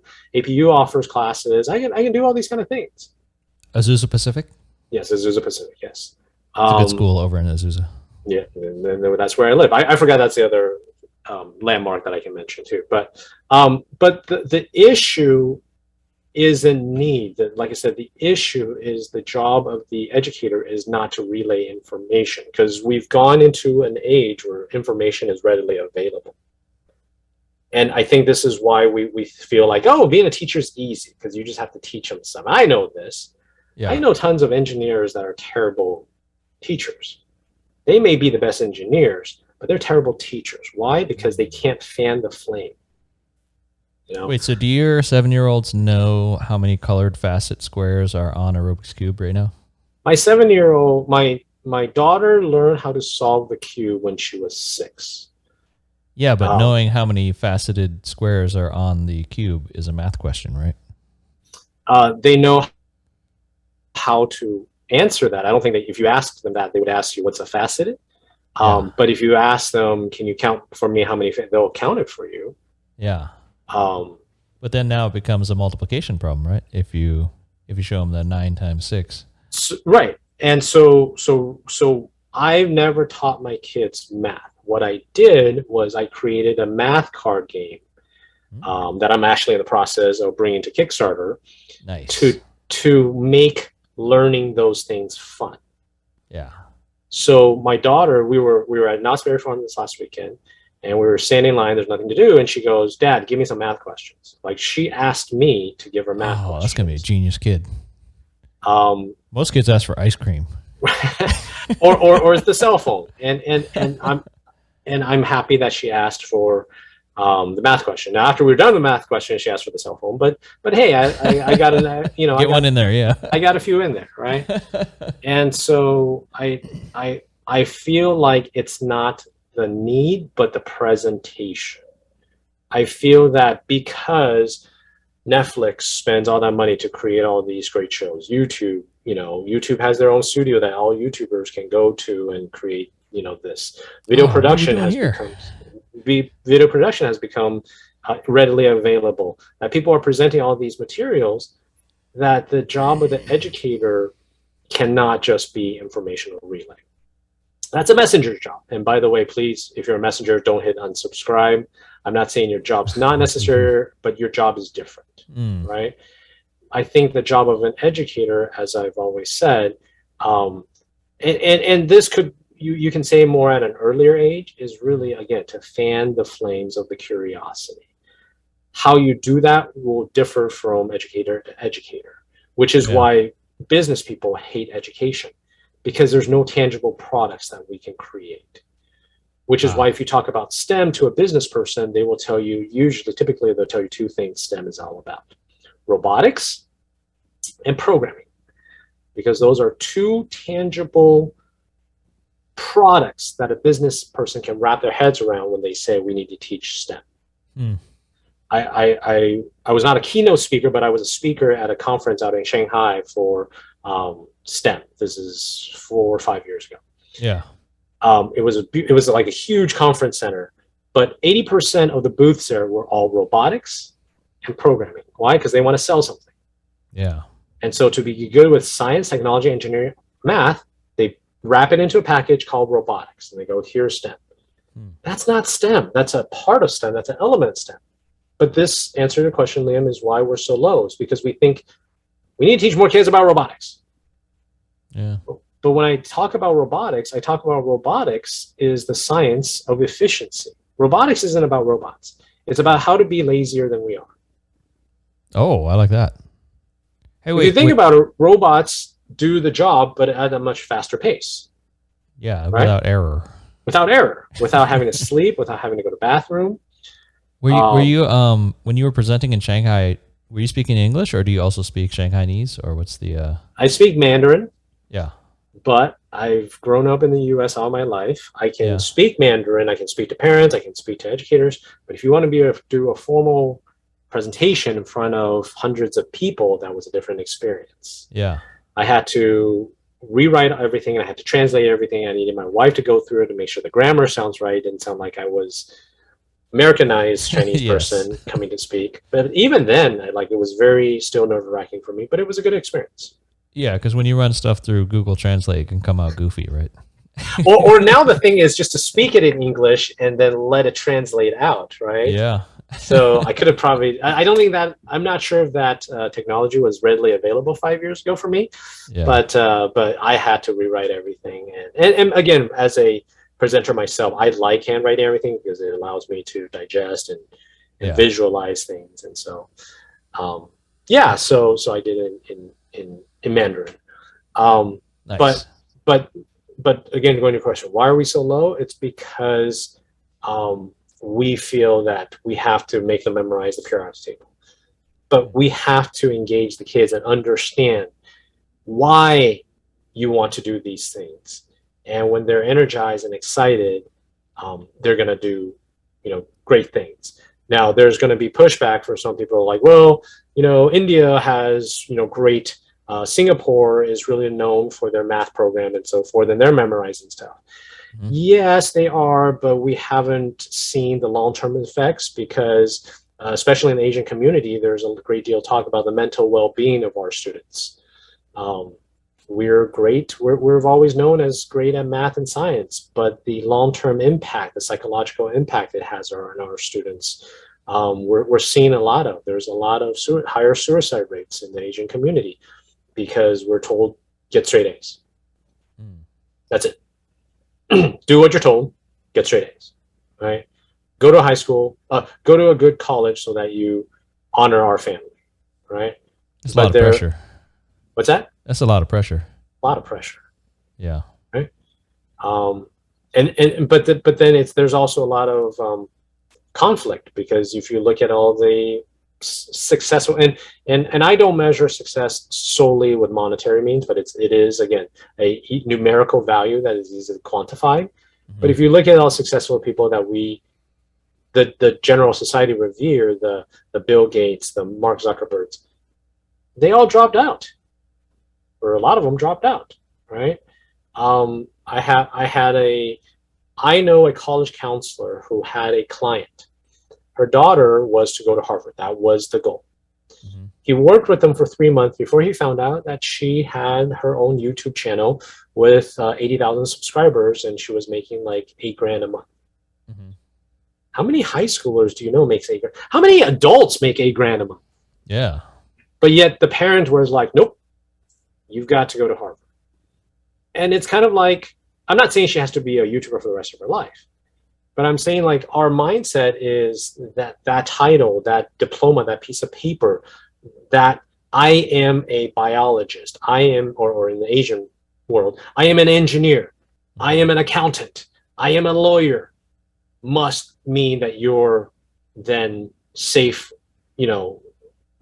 safe and happy and wealthy. You've achieved the goal. You've achieved a goal, and you're going to be happy because you're going to provide for your family. Yeah.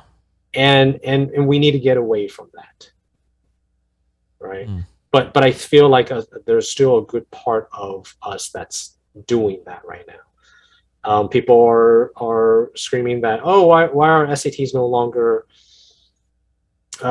needed for college applications, right? Yeah. UC is no longer going to be applying for them. It's because they know that people can game it. Well, so it's hard because if you don't push your kid to learn science and math and go to Harvard, what do American kids do in high school anyway? They're gonna meet some friends, they're gonna get pregnant early, they're gonna smoke some weed, they're gonna skateboard around, and then they're gonna fuck around and maybe go to community college, but not really, and not get a job. And I think how do we say success is not money and certificates and diplomas, but then what's the other life? I mean, is anybody aspiring to work at, Dairy Queen and maybe pay rent? Is there...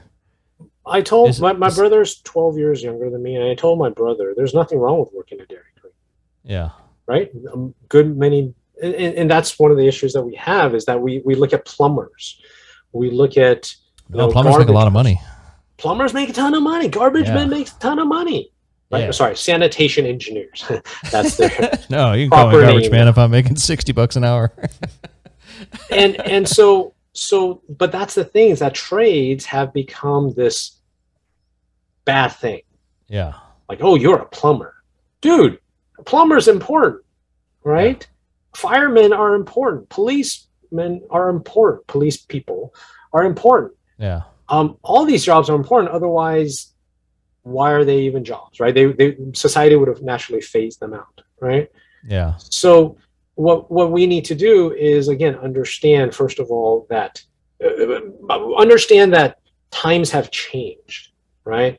We went from a time when what we knew was to provide for the family, right? And again, there's nothing wrong with that, but at what cost, right? We need to look at this idea, and it becomes, how do you quantify it, right? How do you quantify happiness, right? But I think in the long term way, it's one of those things that if they're doing what they enjoy, the way that society is built, the way American society is built, is that they can find financial stability, right? But that does mean that part of our education needs to talk about financial literacy, right? Because that's not one of the things that we teach kids. That's another thing that we need to teach our adults too, is to understand that there's a changing tide, right? All parents are terrified that their kids play video games all the time. There's a psychological reason that they play video games, but the video game industry is $1 billion industry. I have friends that went in as game testers, and they worked for PlayStation for years, and they provided for their family, and they played games. Yeah. Does that mean that I'm advocating let your kid play League of Legends or Overwatch for 8 hours at a time? No, I'm saying, but Wait, can you be a full-time game tester? You can be a full-time game tester. Wow. But it's similar to working for Dairy Queen, is that it's going to be very difficult. It's an entry-level job. There's no upward mobility. No, there is. Oh. If you do a good job, that's how my friends moved up. They become the manager of the game testers, and then they moved up into other parts of Sony. Okay.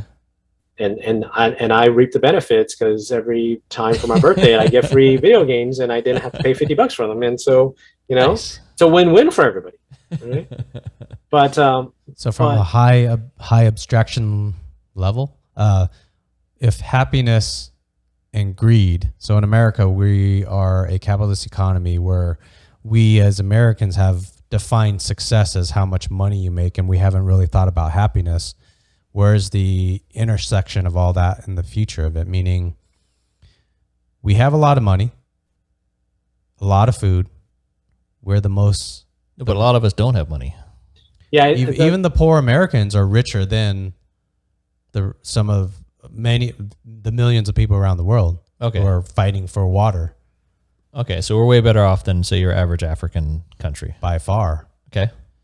So whether it be through, education, where America's fallen down in the STEM, we're probably ranked super low, I'm guessing.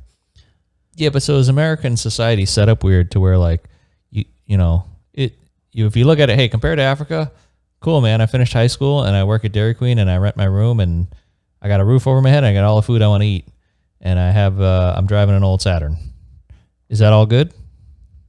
To some degree, it should be. It should be. I'm happy. I play the guitar when I want, and I play video games. And in a utopian society, like, it should be, you should be making just enough to live to some degree, and then you shouldn't have politicians raking in the taxes and corrupting everything and taking away from that person that's just doing a normal job. A normal job should be enough. You look back in, I forget, what was it, the 30s, when a minimum wage job was enough to buy a house and support a family of 4. yeah. You can't do that at minimum wage nowadays. Yeah, but that same person is like, I don't know too much about science or whatever. I couldn't give a shit about robots. But ivermectin sounds great. That's a good... Oh, I shouldn't say that word on this podcast, should I? I think it's good. Yeah. No, I wonder if having low aspirations does that make us less intelligent humans? And should intelligence be part of happiness or a worthwhile life? Or Yeah, it's hard. I don't know the answer to that. is our society too complex to just be a happy dumb shit? I don't know the answer. My theory is it seems like we've been, to some degree, all of humanity. I don't know this. This is coming off the top of my head. I don't know that the answer is right. Yeah. 10% moves the world forward. 10% of humans are doing all the work for the rest of the 90%. Yeah. That has been, I theorize, since the beginning of time. And I could be completely wrong on this. When I go to work, when I was working, I feel like I see me doing a lot of work, and I see 9 out of 10 people not doing much work at all. Not producing much. That in current contemporary times, that seems to be true. I don't know if that was the case. If we go back to cavemen days, was it 10% of the people eating the bad berries and dying so that the 90% of the people could learn? Is it the 10% Yes. catching the big elephant or whale or whatever they catch to cook up and eat? Yeah. 90, the whole tribe didn't go, from the documentaries and TV shows that I've watched, it was 3 or 4 guys that could run for eight hours straight to go catch a buffalo. The hunter, yeah. The hunters and gatherers, yeah, there's only a few of them that would go catch for the entire tribe. So I think that 10%, I don't know the number, 10, 5%, 10 or 5% of humanity is moving humanity forward. The other 90% don't have to really do as much. They just got to go gather berries. Yeah. So how do I know if I'm in the hunter or the gatherer? Well, I think a society, we naturally as humans, I theorize, we fall into those percentages, and it doesn't matter. There's going to be natural 10% that's just going to move humanity forward. So the 90% is still crucial. You still need berries and I still want my Dairy Queen. And your Arby's. Yeah. Which is fine. You could work at Dairy Queen, or you could be you don't have to be that 10% pushing humanity forward, because the 90% still does kind of help that 10% sort of indirectly. When you get 100 alpha people in the same room, it's still hectic, right? Yeah. You need people who are good at leading to lead, but you still need good followers too, right? So this is, as I said, I in high school I worked for a restaurant. It was a the buffet place, Hometown buffet. Hometown buffet. Thank you. Oh. Thank you. It was a hometown buffet-esque. Delicious. It wasn't hometown buffet, but it was like hometown buffet. Okay. I don't resent that. I enjoy that experience. Well, I wouldn't say I enjoy that experience, but it was a good learning experience. It was places where you were able to make mistakes without being reprimanded too much for it, right? Yeah. But and these are the people that run America, right? Because we need them. And again, there's no shame in them, and that's part of the thing, is that we've now placed shame in if you're not making 6 figures. Yeah. Right. If you don't have a Harvard degree, but who the heck makes 6 figures and has a high degree too? The example I use is when you go to the doctor, how Asians all love doctors. But when was the last time your parents went, hey, by the way, where's your degree from? Because if it's not from Harvard Medical School, we're leaving. Yeah.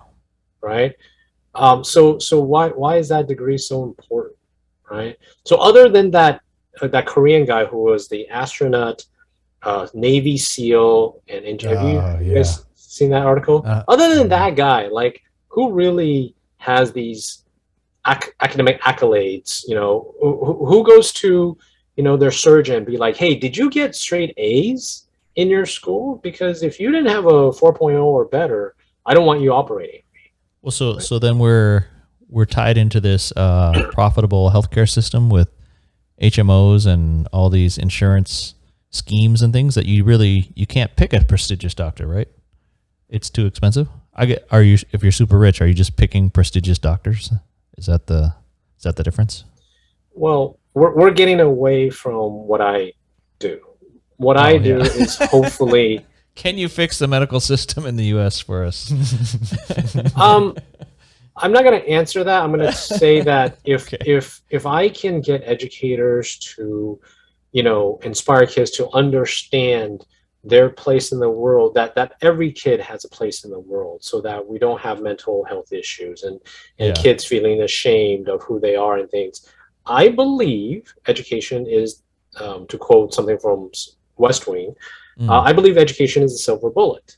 If we can create kids that become the next senators and that become the next politicians that are about the well-being of society. Now, I'm sure the current politicians like, I'm about the well-being of society, but they're lying. I feel that then we will be headed in that direction, right? If our kids understand climate change is a real thing, there's something called the UN 17 SDGs, which stands for the United Nations 17 Developmental Sustainable Goals. United Nations has come up with 17 sustainable developmental goals that they want to achieve for all nations. First one is called no poverty. And so if we can get our kids to understand, these sustainable developmental goals and not laugh at climate change because they think that it's a democratic ploy to hoax, right? And to understand that it's a real thing and we're trying to save the planet, and not laugh every time Greta says something that we laugh at her because she didn't finish, she didn't go to a college, she didn't go to university, because and listen to her message and understand that she's trying to save the world. I think we can achieve those things. Do I think that it's a light switch? I don't think so. I think it's a painful process that we're going to have to go through. And that's my goal, and that's what I want to do. So the intersection of what you were asking, Liam, I started a nonprofit, and the nonprofit is this idea where we need to bring education and business back to the table together. And businesses need to understand they are an integral part of society. We know that. Education is an integral part of society. We also know that. But the problem is the two of them act differently. And there was, and I came up with this idea. Oh, sorry, I didn't come up with that idea. I'm sure this idea exists out there, but I illustrated it by having two lines. One line is the line of the linear system of education. So we're supposed to enter education at some point and leave education at some point.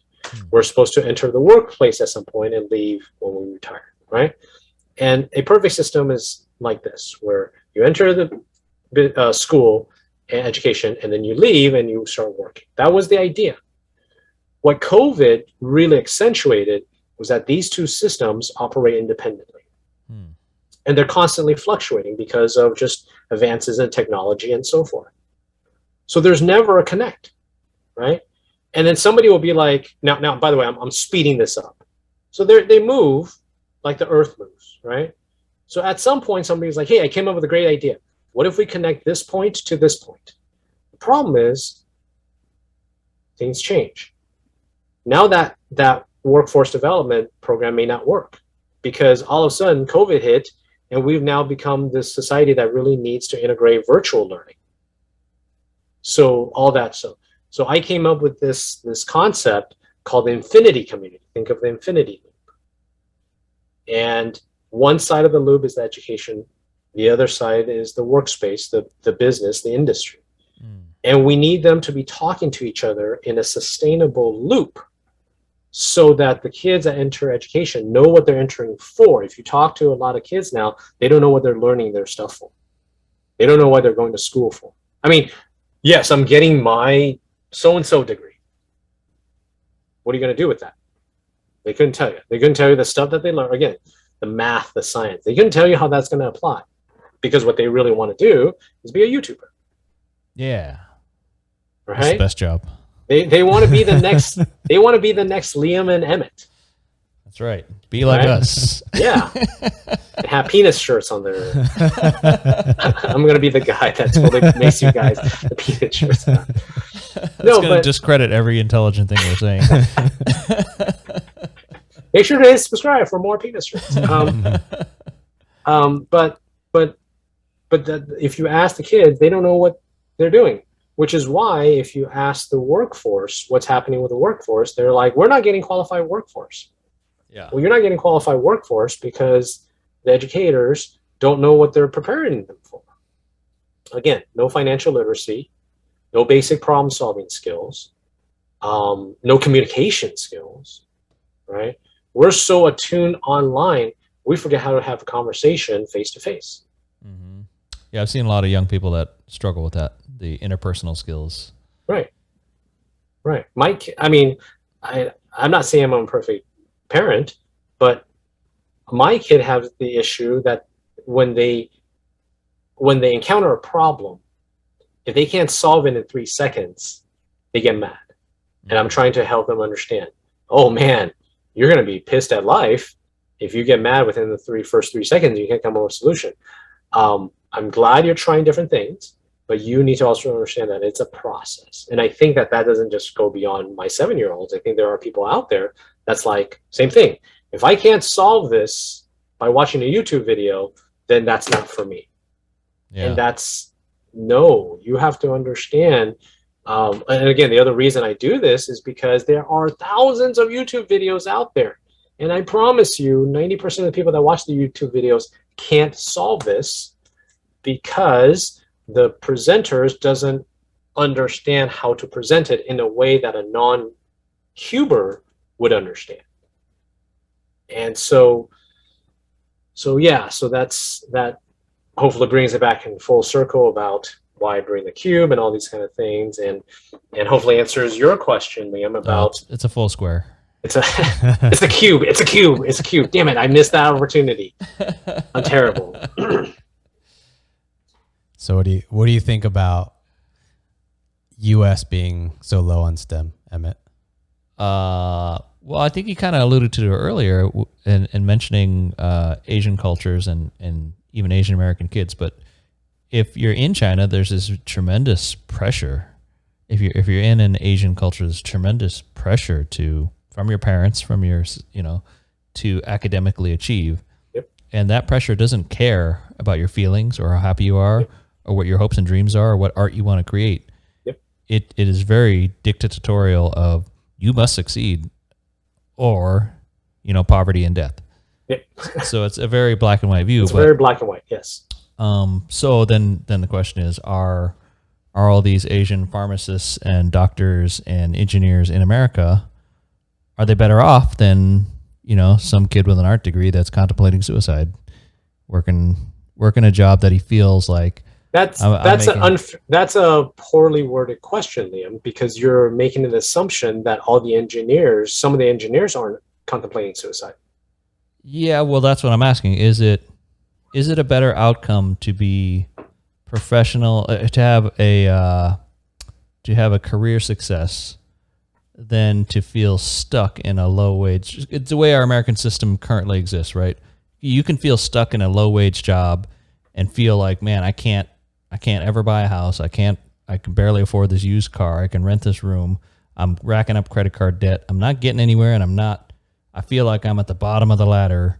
It's very easy if you're not ambitious and not getting some advantages or help from somewhere, it's very easy to fall into this bottom rung of just working and feeling like you got no path out.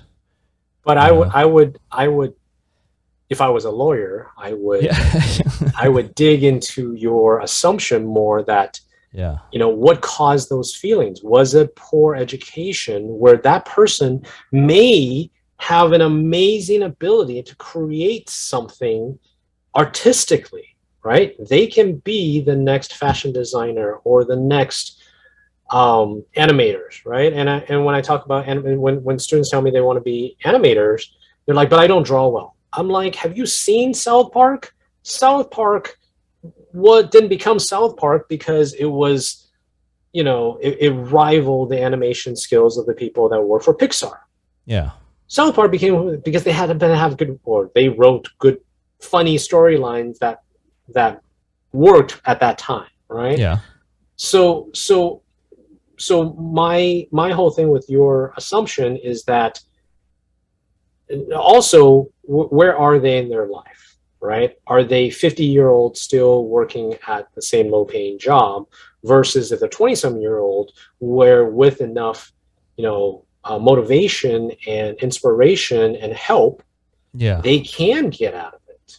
So, but I think there's a job place reality of like, yeah, anybody can become an amazing animator, but there ain't that many animator jobs out there. We actually need more electricians. Yes. We actually need more truck drivers, right? Yes. So is there this mismatch of telling everybody to follow your dreams and not telling them, hey, try to be strategic about learning something that is valuable to the workforce? Is the education missing the workplace value? Because we all want to be artists, right? I would love to play guitar for a living. Where's the guitar job? I do think technology is moving us so fast for that question.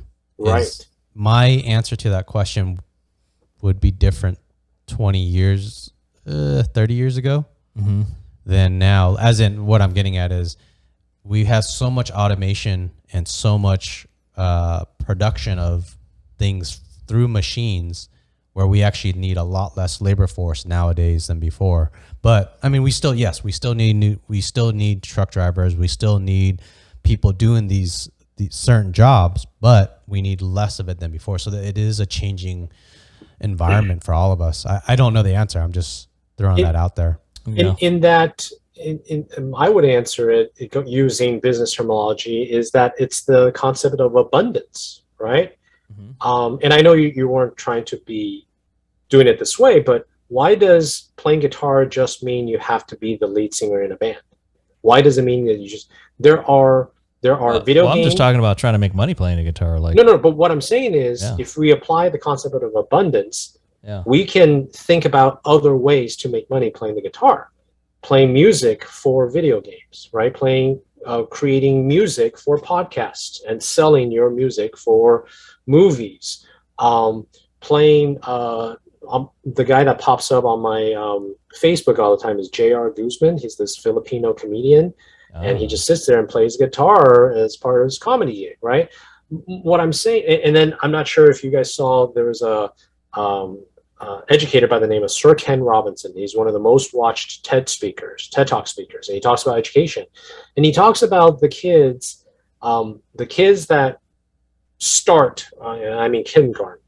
We're preparing them for, if we think of it as a 12, just high school. We're preparing them for the year 2034. We have no idea what 2034 looks like. So what Liem was saying, how do you know that 2034 cars aren't run by a guitar? Yeah. Right. And I know I'm using a very weird hypothetical sort of question, but my point is, how do we know? We don't. Right. Well, what we do know right now, it would be very advantageous to teach all of our kids programming instead of guitar. Programming is going to be incredibly useful. Yeah, but future, music is an important part of our lives. Yeah, I'm not saying ditch music. I'm saying we can't all be artists. We need these functional. But again, I'm not saying everybody needs to be artists, right? But there's an intersection of that as well. There's also needs to be an understanding. As much as we need engineers need the artist to create something that people will consume. Because if you let engineers create stuff, it's all blocky and it's not user friendly.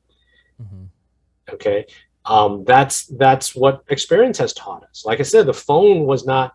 It's built by engineers. Well, technically, it's built by Chinese people, but it's built. Right, the technical aspects were built by engineers, but the UI interface required artistic talents, right? The music, the color schemes, all these kind of things require a sense of art. Yeah, but I bet this cell phone took 1,000 engineers and like 4 artists. That's what I would put forth. Is that our pressures to our children does not match the demand in the workforce, right?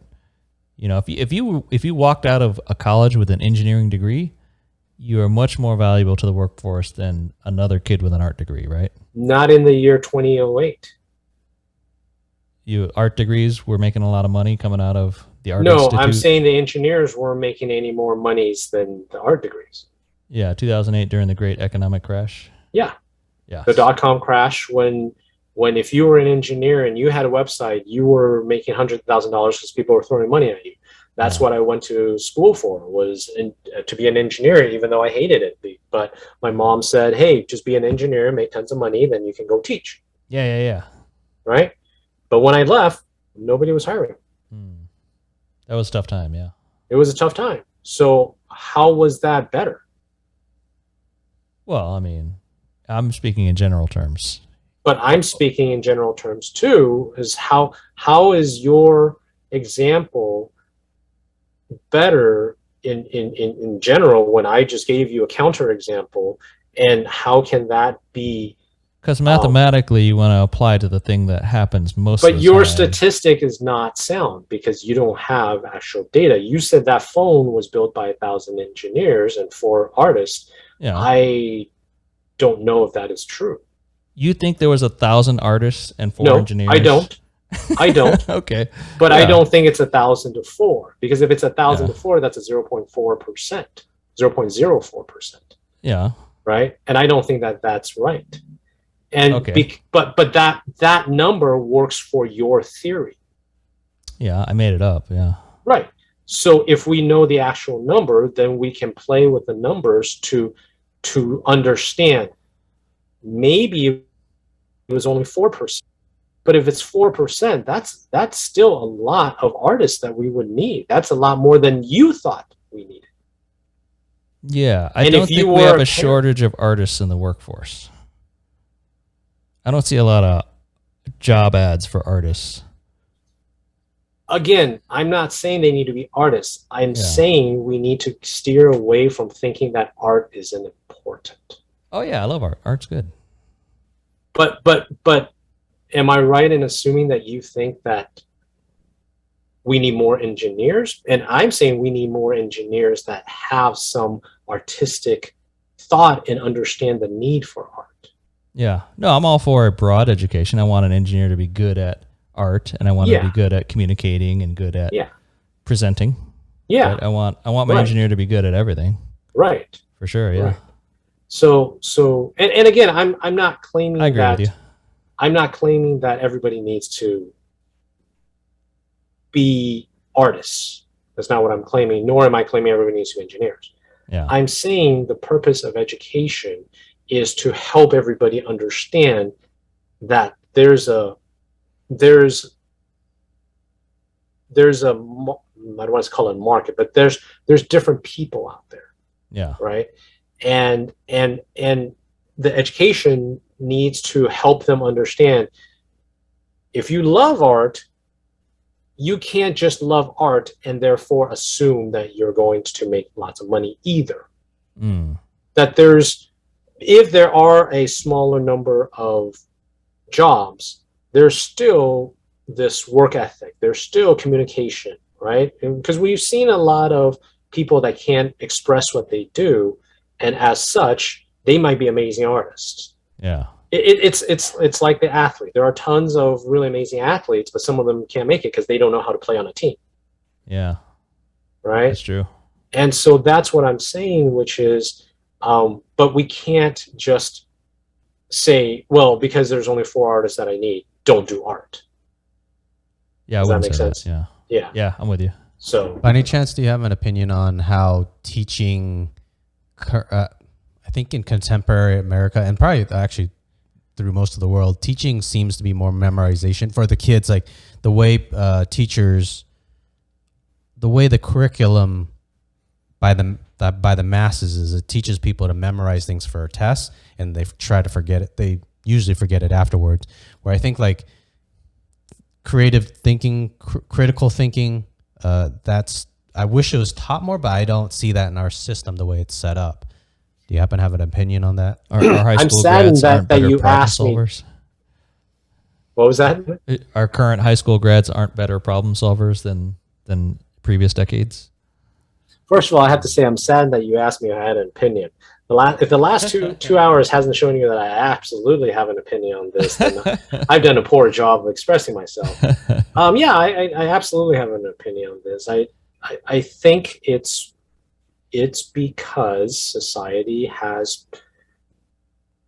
inadvertently has placed this idea of the tangible, right? We have to have this metric. Education is the only place where that metric is really hard to define, because you can't say an artistic kid and an engineer kid will achieve the same thing given the same tests. But because we've placed such emphasis on robotics and computer programming, the artistic kid is going to look like they can't cut it in this society. And that's sort of my whole point, is that we keep saying, well, we need this and we need technology, we need, and I'm not saying we don't need those things, but I'm saying there's a balance to everything. But we've become the society that needs to present to parents, because parents need to know, how's my kid doing? Well, the only way I can tell you how your kid doing is by saying, Emmett got a 76 on the math test and Liam got a 95. But then our natural tendency is like, well, Liam must be smarter and Liam's going to succeed. Because I look more Asian than him. Of course I'm going to do better at math. That's why. And Liam has an actual Asian name, right? Emmett is Americanized whitewash name, so no. Yes. No, but sneaking around. but that is what we've become. And when we create laws, the reason why Common Core was created, the reason that everybody hates Common Core, is because Common Core was taken from Singapore, and Singapore placed well on what's called the Program for International Student Assessment, PISA. And since they looked at Singapore, and Singapore kids were memorizing, doing all these kind of things, and so we said, let's take what they're doing and apply it here. One of the things that we did was, how do we know it's going to work? Oh, let's give them tests, because we need to quantify everything. Because so is there a better way to do it then? Is there a better solution? Listen, if I knew the better solution, I'd be making the billions of dollars. Okay. But I believe the solution is to understand that it's not something that we can easily quantify. I need people who understand this concept to help work with me to turn it into a quantification process that's not resting solely on merits of science, technology, engineering, and math. I need people to help me understand how to quantify it in a long term, that somebody that gets the 76 or even 13 on a math test, it doesn't mean that they're anything. It just means they got a 13 on this particular math test, right? How do we do that? Like I said, I don't have the perfect solution for that. I believe that comes from education on our side to the parents to understand your kid doesn't have to apply to Harvard. Your kid doesn't even have to apply to college. They can go to trade school, right? Yeah. Tesla hires, I know the guy that used to work for Tesla, his sole job was to go to community colleges to tell kids, apply for this program, you can work at Tesla. Mm-hmm. Kids can now work for Tesla without having to have a 4-year university degree. They just needed this, it's called a micro certification. They're called micro certification. They're big things now. Google, you can work for Google if you just have this micro certification. Right? Also, that's a test to prove that you're good at a specific set of skills. Yeah. It proves that you're good at programming. Yeah. Or whatever skill that they want you to have, right? Yeah. But so we want to also educate parents to say, stop telling your kid if they didn't get into Harvard, they've ashamed the family. Yeah, if you understand math, applying to Harvard is a losing game. When I was applying for colleges, I thought about Stanford. It was really funny because this is speaks how Asian families used to work. We used to go up to the Bay Area, my family would always take me to Stanford, and they'd be like, "Hey, we're visiting your school." By the way, I'm like 12 at this time, right? Yeah. So every year we visit Bay Area, we go to Stanford. This is going to be your school one day. Get So used to your new home. when I applied for college, I said, "All right, let's apply for Stanford." And my mom's response was, "I don't think you're going to cut it at Stanford because you're a little too lazy to really be making it there." Yeah. And it's, the how the old Asian family used to work, and and I didn't apply to Stanford, and I'm glad I didn't. I really liked my time at UC San Diego, and I felt that the experiences there was good for me. Dude, you went to UCSD? Yeah. I got rejected from UCSD. And therein is another thing. There's another thing, right? Students are now like fearful. I got rejected by so-and-so. Therefore, it means I'm not worthy of a person. Yeah, UCSD passed on the opportunity to have me as a student. This is back in 95. I wasn't I wasn't a super academic kid, but I was really good at multiple choice tests. Yeah. So I wasn't a hardcore student, but I could always do well on tests. So, I got a great SAT score, which got me into San Diego State, no problem. UCSD said, your SAT score is great, but your grades and everything else are not impressive. But look at you now, successful real estate agent, successful podcaster, right? Yeah. I mean, and none of that had to do with your test scores or your SAT scores or your grades or anything. That I have students that tell me, like, I'm really scared because what if they reject me? I'm like, yeah. What if they reject you? Is that they're like, yeah, but all my friends got accepted. We've now placed so much emphasis that they feel that it's that pressure, right? Yeah. They're not worthy as a person, right? Yeah. When I got rejected by a school, it was like, oh, well, yeah. Right. I still felt the pressure, but now we've gotten to the point where kids think, in nowadays, I've dealt with students that contemplated or even attempted suicide. Yeah. No, I think a better way to look at it is like you're already not going to that school, so you want to take the swing. You might get to go there, but currently it's like gambling, right? You don't try to win back your money. You just never had the money in the first place, right? Yeah. Yeah. Right? Because when we place emphasis on trying to chase the money, that's when we lose more. Right? That's what I learned about gambling. Like, you're like, oh, I had $100,000. It's like cryptos, right? I was up $100,000 on Doge. now I gotta be more in, and then that is gambling. Yeah. It's not the same as gambling, but I'm saying like that's the mentality, right? It's the same thing. No, if you do that, you're definitely gambling. If you're chasing your losses, for sure. Yeah, right. Yeah. But I always feel so bad because I know the parents mean well and the parents want what's best for their kids, but like I said, the times have really changed. Yeah. Being a YouTuber doesn't mean they're bad kids. Not being a doctor doesn't mean they're not going to be successful and be able to provide their family, right? There are other options out there, Yeah. But a doctor is statistically really isn't now, between student loans and the number of doctors that's flooded the system, right? Is it that much easier to become a doctor than it is to become a YouTuber? I don't know. Again, I don't have the numbers for that. I just like to argue that you can't tell me because doctors are more successful, therefore they'll statistically make it as a doctor. I don't think so. There's a lot of dropout now. Yeah, I would say that in our changing American society that there is less wisdom in just going to get that 4-year degree. It's gotten so expensive to get a 4-year degree, especially a prestigious or a high demand career. Like you're paying a lot to get this degree. Yeah. So as an 18-year-old, I would say don't go signing up for college unless you already know what you want to do and what you want to be. Mm-hmm.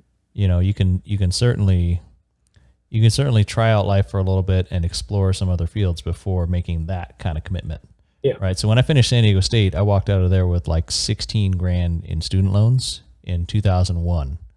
And that's not a crazy trade, right? I got a great 4-year degree in a profession that I can make a career of for 16 grand, which is what, about the cost of a car back then?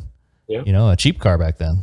So No, it's a medium size. It's not. yeah, Back then it was. the Back Dodge then. Stratus. Yeah.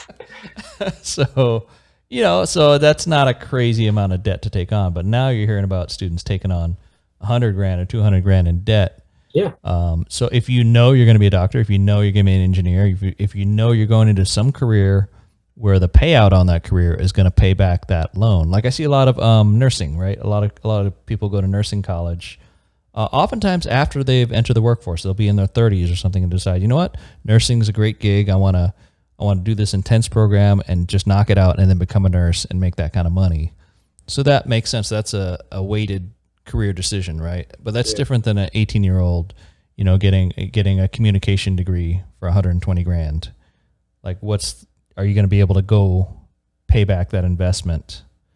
You know, I really value college as a general education. Like, I love learning about philosophy and taking all these other classes and having these experiences to know some world history, right? To understand other topics besides just your trade or your profession, but at what cost, right? So it's harder, I think, these days for people to take on that weighted decision, especially at a young age. It's challenging for sure.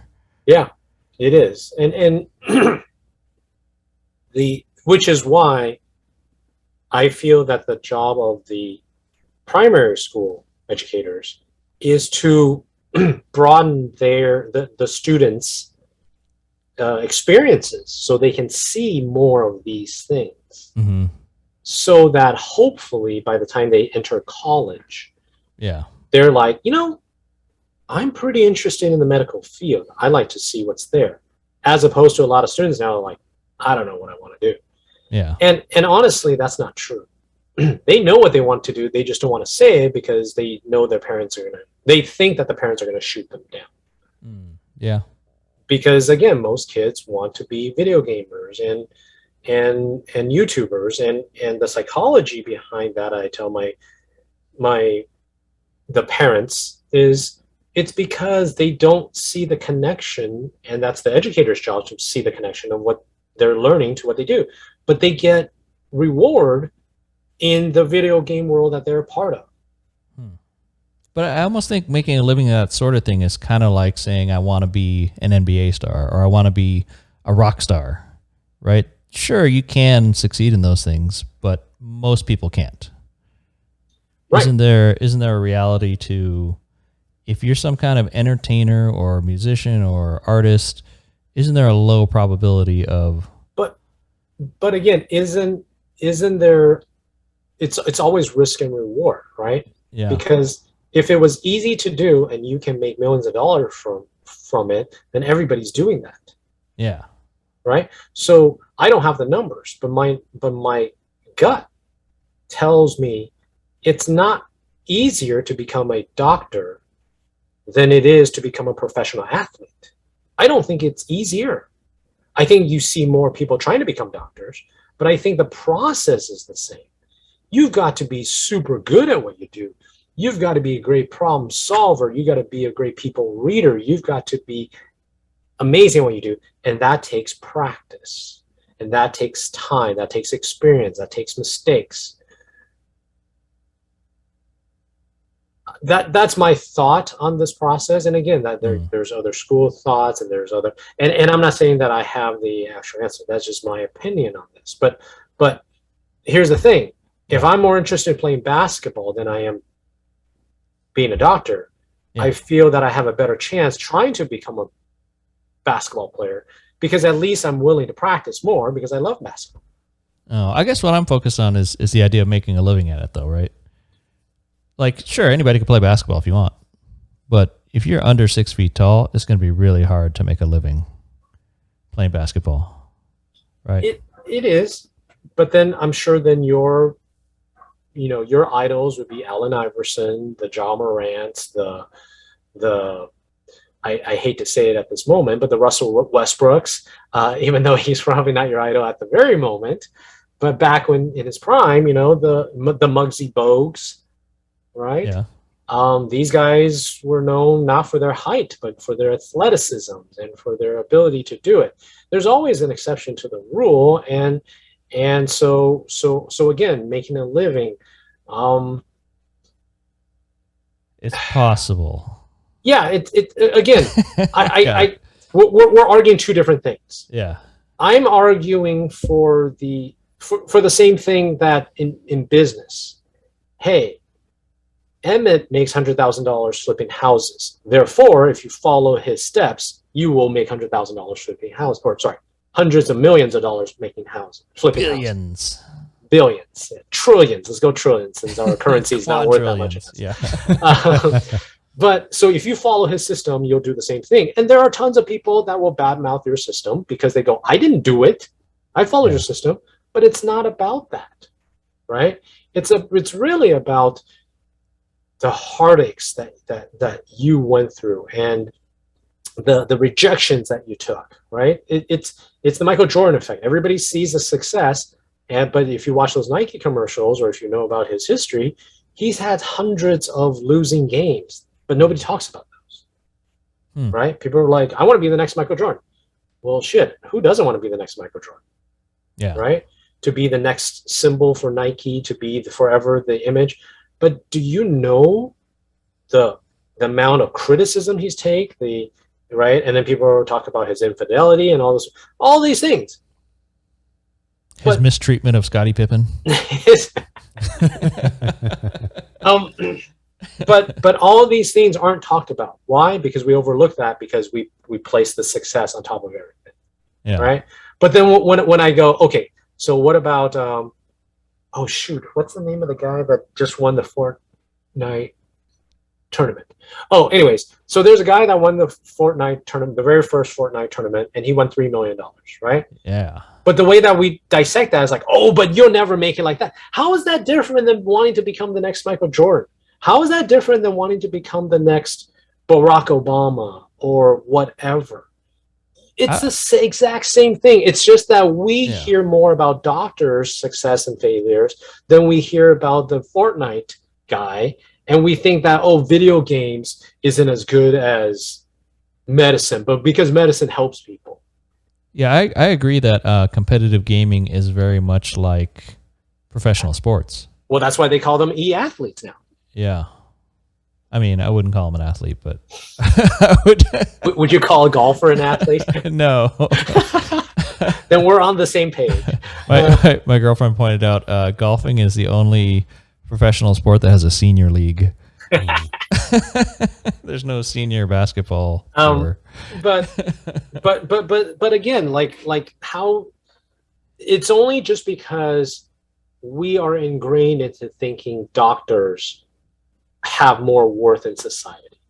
Yeah, doctors are terrible. But COVID has changed that paradigm, right? Oh. There's people that no longer place any emphasis, what's the word? Any value in their expertise? Value in their expertise of what we should do as a society. Now, you can say, well, doctors have been bought out by the pharmaceutical society. Okay, well, then if that's what you believe, then you should also believe that now video gamers have worth in society, because if you no longer believe doctors have any worth, then why can't video gamers have some worth, right? Yeah.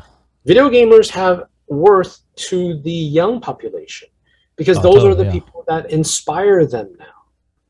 Well, yeah, there's this alien idea of watching somebody else play video games, like on Twitch. Like to an older generation, the idea of watching somebody else play a video game sounds kind of crazy. But how is that different than you watching Michael Jordan play basketball? Yeah, basketball, right? Yeah, so that's how I came to understand. Like, oh yeah, well, if this kid's totally into the video game, of course he wants to watch somebody else who's really badass, awesome at it. The numbers, I don't have the actual numbers, but what I read is that the total viewership for the League of Legends broadcast was way more than the Super Bowl can ever pull in. And so that tells you that this young generation sees things differently, and we need to understand why. It's not because we video games are better, it's because to them it's more engaging than what they're getting in their classroom. Yeah. It's more rewarding than what they're getting in classroom, right? They get an A, they get, yeah, you should be doing that. Or if you're in the Asian family, where's your A plus? Yeah. Whereas where I go into my video game world, I get GG, I get nice job, I get an avatar that shows that I did these things, and that's much more rewarding than what I'm getting at home or what I'm getting at school. Oh, wait. So then we should teach STEM through video games. Oh, good God. No? That's I where think we should. that's where it's gone. That's where it's gone.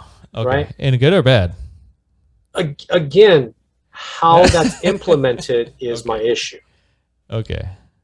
If we're saying that video games can teach STEM, I absolutely agree.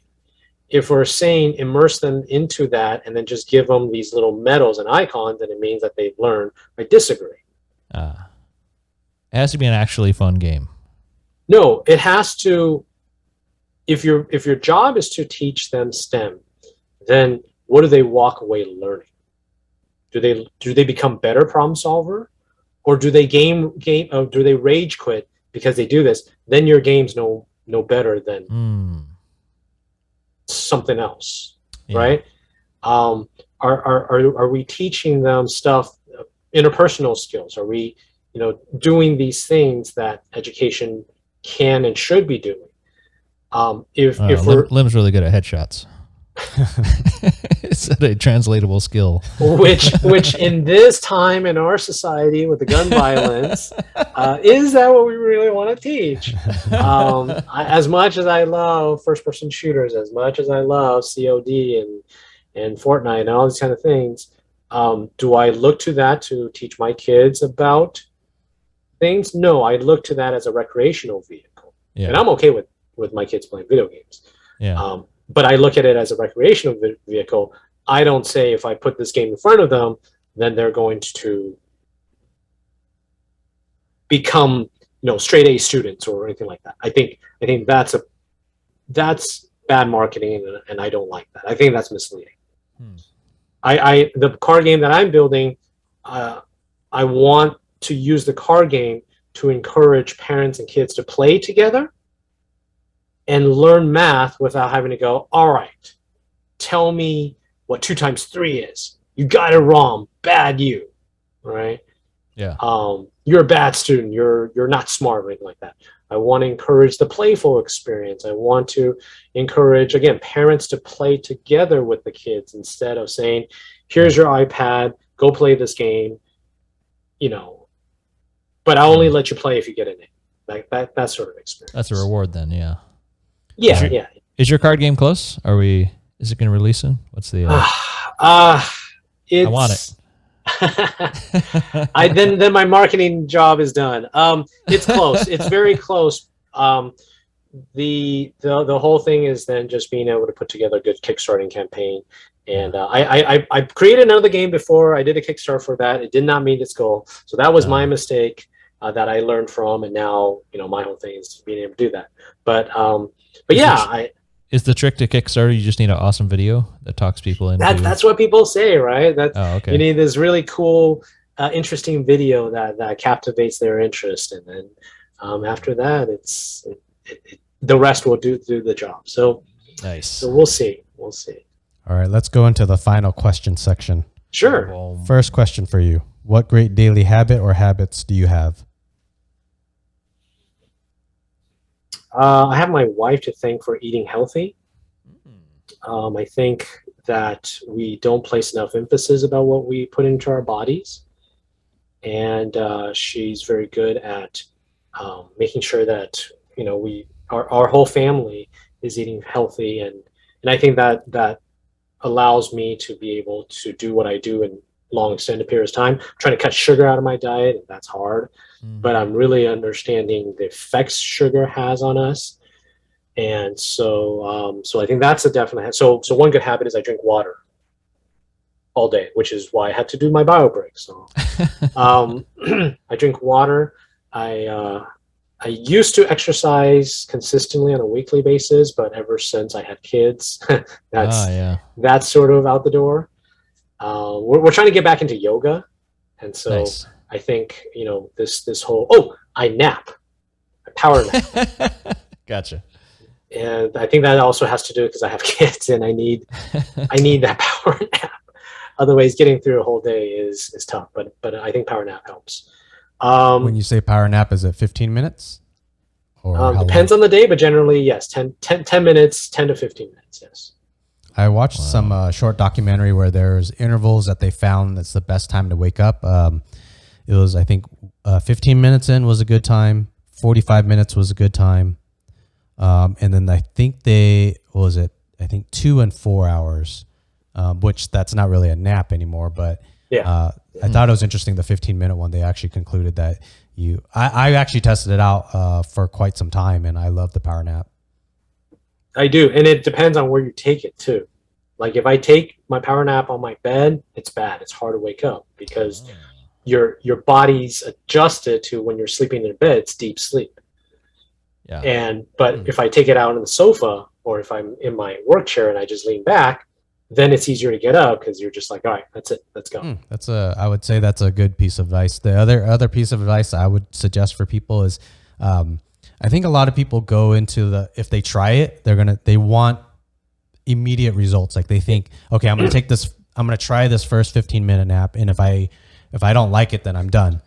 Yeah. I want to wake up feeling like Superman. Tried it. Like it's more of I could feel a difference, but it wasn't until why are you showing is the Rubiks Cubes related? It's the same idea, right? I want to do this and then I should be able to get the perfect, should be able to get this.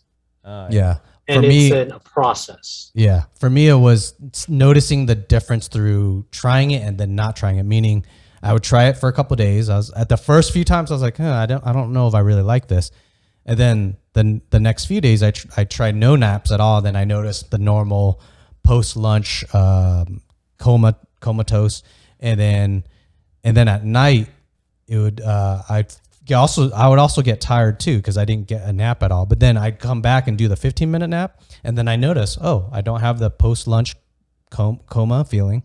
And then at night, I would be able to last till 10 p.m. or whatever. I wouldn't feel tired, and then I would be able to go to bed. So it was a subtle change, but it was big enough for me to notice after I was able to kind of get my research through it.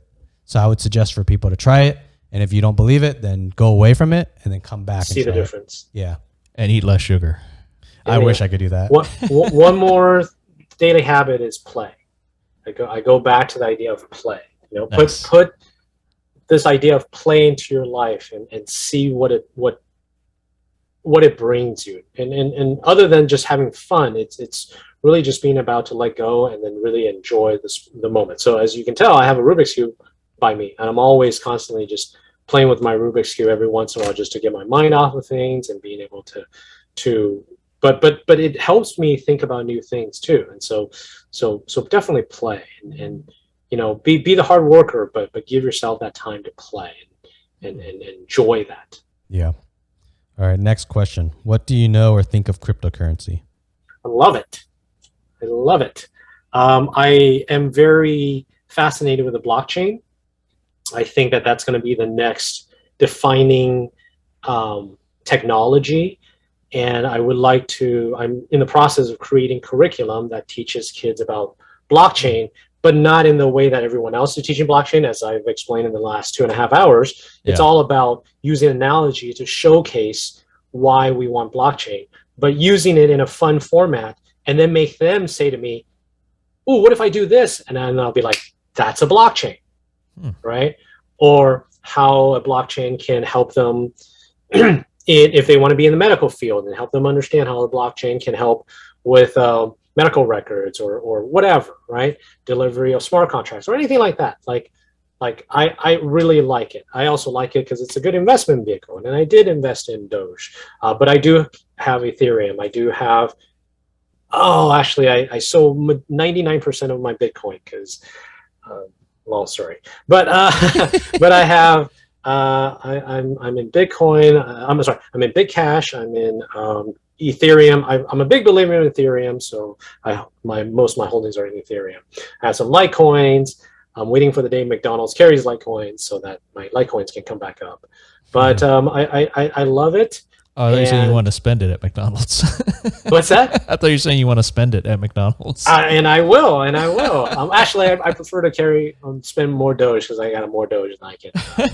Really should. But yeah, so I think it's a great technology. And I think that's also a good way to explain everything that I've just talked about, which is we have no idea where this is going, right? Yeah. My favorite story to tell about Bitcoin is the friend that got me into Doge is the same friend that got me into Bitcoin 10, 12 years ago. She says, you have to do this thing, Bitcoin. I'm single at the time. So I downloaded the software to mine. Mm-hmm. I run the software, couldn't get it to load. And I was like, this is probably a fad. Nothing's going to come of this. And I never mined.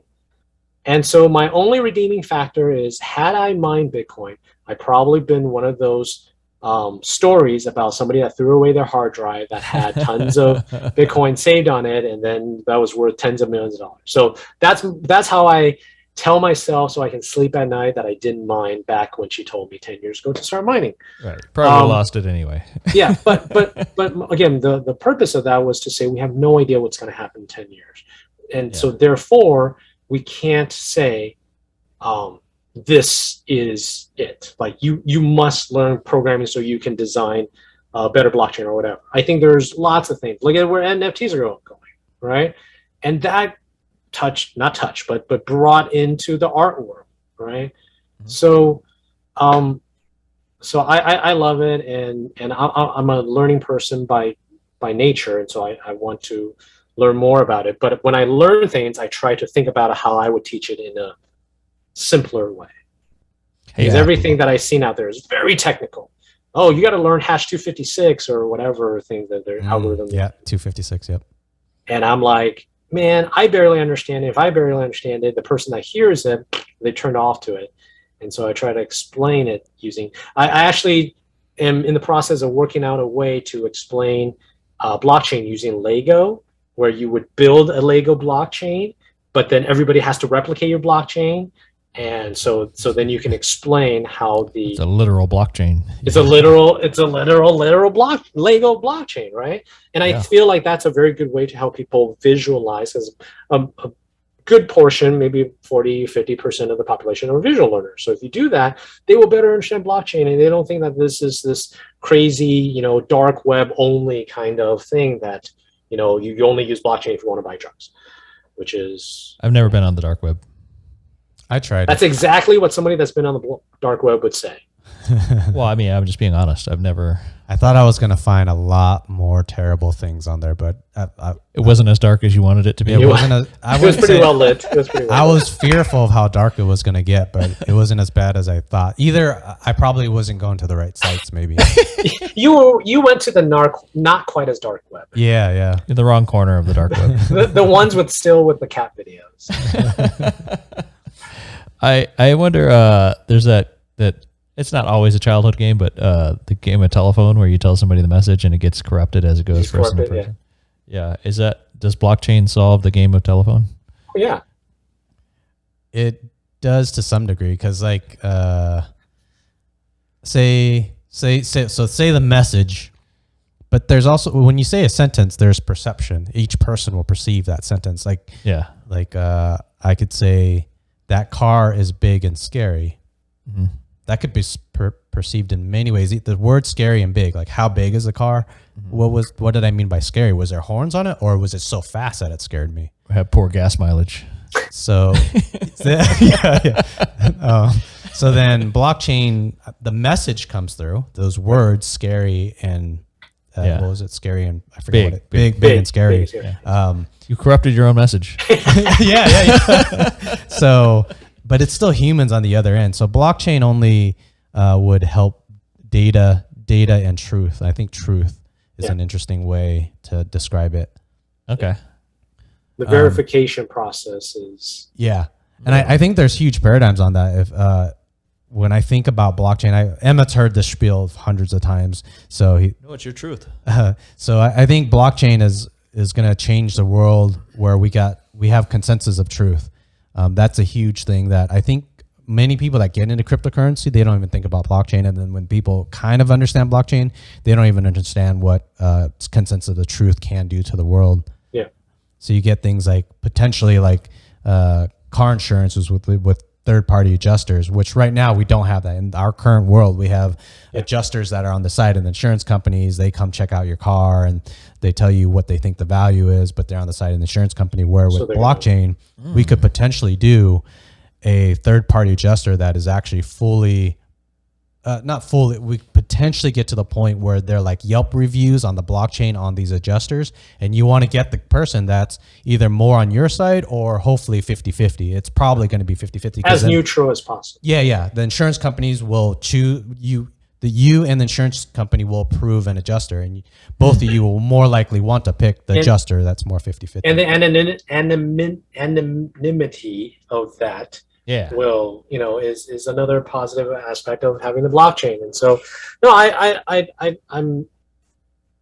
I missed out on the internet bubble, and so I feel like this is my chance to get in and really understand how, as an educator, right? We always think of educators and business people as two different things. Like business was really savvy, and the educator is just really good at teaching. But I really want to go back to this idea of the Renaissance individual. Being a good educator actually means you need to be savvy in business too. And so I want to show that you can make money and you can still be a good educator. You don't have to be a poor educator all the time, right? Because that's always the thing. That's what my mom told me, right? Make all the money and then go teach, because teaching doesn't make you any money. Yeah. But I think, again, Tony Robbins is a big proof. He educated people all the time. And in the business, real estate agents, you're educating people about their financial decision on purchasing real estate. Hey, you know what's interesting is in real estate, there's a third-party appraiser. Yeah. Is it usually pretty good? I don't. Appraisers are struggling right now to keep up with this rapidly appreciating market because their profession and their methodology is designed to be conservative. The goal is to not overvalue. Yeah. Right. So it is hard for them to keep up with the reality of our current situation. But in general, they do a good job of being very methodical and being very detached. And, there's a logic to their valuations. How's that process? Does the home buyer or seller choose, or is it a combination of the bank and the home? Nobody chooses So there's a bunch of changes and laws that happened after the 08-09 crash, because what they don't want you to pick your buddy, the appraiser. Yep. Right. Hey, Fred. Yeah. Oh, it's a great house. Yeah, it's worth $500,000. Sure. Oh, yeah. Right. So you don't want your buddy to give a high value. Mm-hmm. So the way it's set up now, as far as I understand, certainly state to state might be different. But the lender, the bank that's giving a loan, is going to say, well, we need an appraisal to make sure we're not going to lend you more than the home is worth. So the appraiser is selected through actually a separate company that has kind of a merry-go-round. So you couldn't. They actually have a wheel. They actually have a wheel that they spin. Yeah. So you couldn't pick your appraiser if you tried. Mm-hmm. So it's the bank hiring a company that sort of randomly, and there's this whole process with bidding out, and they'll accept or deny taking appraisal jobs, but it's pretty detached. Nice. But the weird thing is, if you don't have a loan, if you're buying something cash, there's no requirement for an appraisal. Oh yeah. So if you're paying cash, you can pay whatever you want up. Yeah. You could pay $1 million if you want. It's your fault, or in the end, if the house goes up or down. Yeah, but then what's interesting too, then in this rapidly appreciating market, it's those cash buys that end up increasing all the comps. Yeah. All the comparable. Mm-hmm. Yep. So.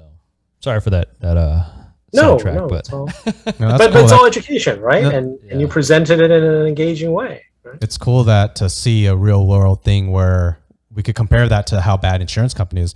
My default thing if I get in a car accident, it's always been someone hitting me. I have yet to hit somebody, but how many times have you been hit? I get hit all the time. You don't want to know. I got a broken ankle from the last one. It was pretty bad. Bone was sticking out of my leg, but so my default thing, as soon as I get a what do they call it? The offer letter from the insurance company that comes from the adjuster, my default thing is I already have a counter offer. It doesn't even matter. I don't care what the price is. Then I in my mind, I know I'm going to counter regardless if it's a high price, or even if it's a high price, I'm going to still ask for more. There's no penalty for saying, hey, I want more. But you're saying the claims adjuster works for the insurance company, yep, who's trying to not give you money. Yeah. After you've given them money for years. Yeah. For years, yeah. Yeah. In the event of a bad accident. Yep. Screw you. Yeah. And so then I connect that with hopefully, I don't know if I should flag myself on this. I do that with job interviews. If I get an offer letter from a company, I'm pretty much always going to do a counter offer. That's been my default for the last 10 years. I always ask for more money. Yeah. You're asking for, because you know the other side is interested in minimizing. Yeah. Yeah. That makes sense. That's business. Yeah. Even though I do a counter offer with the jobs, I don't feel that I usually get the pay that I want anyways, even with the counter offer, but oh well. That's a different story. That's called life. Well, because you want to be overpaid. Yeah. Yeah. Don't we all? All right. Next question. Or actually, I'll add in, by any chance, so I'm a software engineer, Chi. So do you happen to have any questions about blockchain or cryptocurrency that you have yet to run into somebody that could actually give you a pretty good answer? Yes, but I'm actually at the moment more interested in understanding the NFT field. Mm-hmm. My understanding is NFT is blockchain, but just for art. Is that correct? No, me personally, I see the NFT field potentially getting very, very, very large. So let's take houses. I think if you could do titles of houses on an NFTs backed by a government, that's a whole changing landscape. So wait, you hate governments though? I'm only doing it because, well, the government has a monopoly on violence and printing your money, so they could do whatever they want to you if they wanted. But so they can control your land and everything. They control all that. So an NFT, if you have a piece of property, coordinates, latitude, longitude, and you know exactly that piece of property, you could own that NFT to your wallet, and then the government, if they approve that specific blockchain, that is the vetted blockchain. So then you could prove if say you're talking to a potential buyer, the buyer's like, hey, do you own this land? You could send a message from your wallet to their wallet. It says, hey, this is Chi. And they're like, oh, that wallet shows you own that piece of land. Land being art, correct? No. Oh, Liem's talking about literal land. So NFT is just a physical token that just proves that unique identity is that unique asset is yours. So art, we have a piece of art. You want that asset to know that you own that piece of art. But this NFTs can apply to anything and everything. Oh, okay. So I was under the assumption that it's only pertaining to art at the moment. I think the current implementation of NFTs is kind of on digital art currently. Digital art. Yeah, I think it's unfortunately I think it's a potentially bad portrayal of what NFTs can do. Yeah, I don't like it. I mean, at some point it could become other assets, but yes. So I think I think property would be a perfect example of NFT. NFTs can go further into video games if you want to do ownership to a video game, and then say you buy a game from Blizzard says, hey, we did a deal with EA Games, and if you bought Diablo 4 and can prove you bought Diablo 4, EA will give you Call of Duty if they do Call of Duty. But it could be connected. Right. And give you a bazooka in Call of Duty. Yeah. Dude, sorry, that was a slip. Call of Duty. Yeah. I got excited about bazookas. Yeah. So NFTs is super massive potentially, but it's if humans decide to use it or not. Okay. Cool. Right. So an NFT is a unique identifier that proves ownership. Yep. Right. That's pretty much all it is. Okay. But I mean, but the unique identifier stems from the blockchain technology, right? Right, because you can't hack the blockchain, you can't fake it, you can't change it. Correct. Right. It wasn't just like, oh, by the way, here, I have this PDF saying I own this. It's an actual blockchain verified process where. Yeah, it would be to your wallet. So whatever, I don't know if wallet would be a good word. And if you had a blockchain for property, we would call probably your identity. You would have an identity, which would be your key. That was your. Yes, there you go. Yes. You would have a key to that identity, and you could prove that you own that property on that blockchain. Right. Yeah. Okay. Fascinating. Cool. Thank you. Yeah. No problem. See, that's why I love this kind of stuff, right? Because there's so many ways to understand it and to explain it. I mean, there's one way to understand it, but and that's what I think is great about the educational field is that if you make it all about the technical stuff in the very beginning, you're going to lose a lot of people that could be supporters of it. We need to really showcase people how it's easily understood. Now, once somebody really understands it, they can, the ones that want to, they can get into the technical, and then we can talk about programming, we can talk about other things. But the application of it could still be, there's other uses for it, right? Lawyers could figure out the legality of it. But this is also where art becomes important, because you need to pretty it up so people doesn't think this is boring and hard to use, right? So Yeah. Yep. Is there NFTs for high-end sneakers? Did that happen, or was that just an idea? I think Nike. Actually, I don't even know how they're implementing it at all. If it was me, I would create a RFID chip that goes into like the soles of the shoe, and if you try to take the sole apart, it would actually rip the RFID.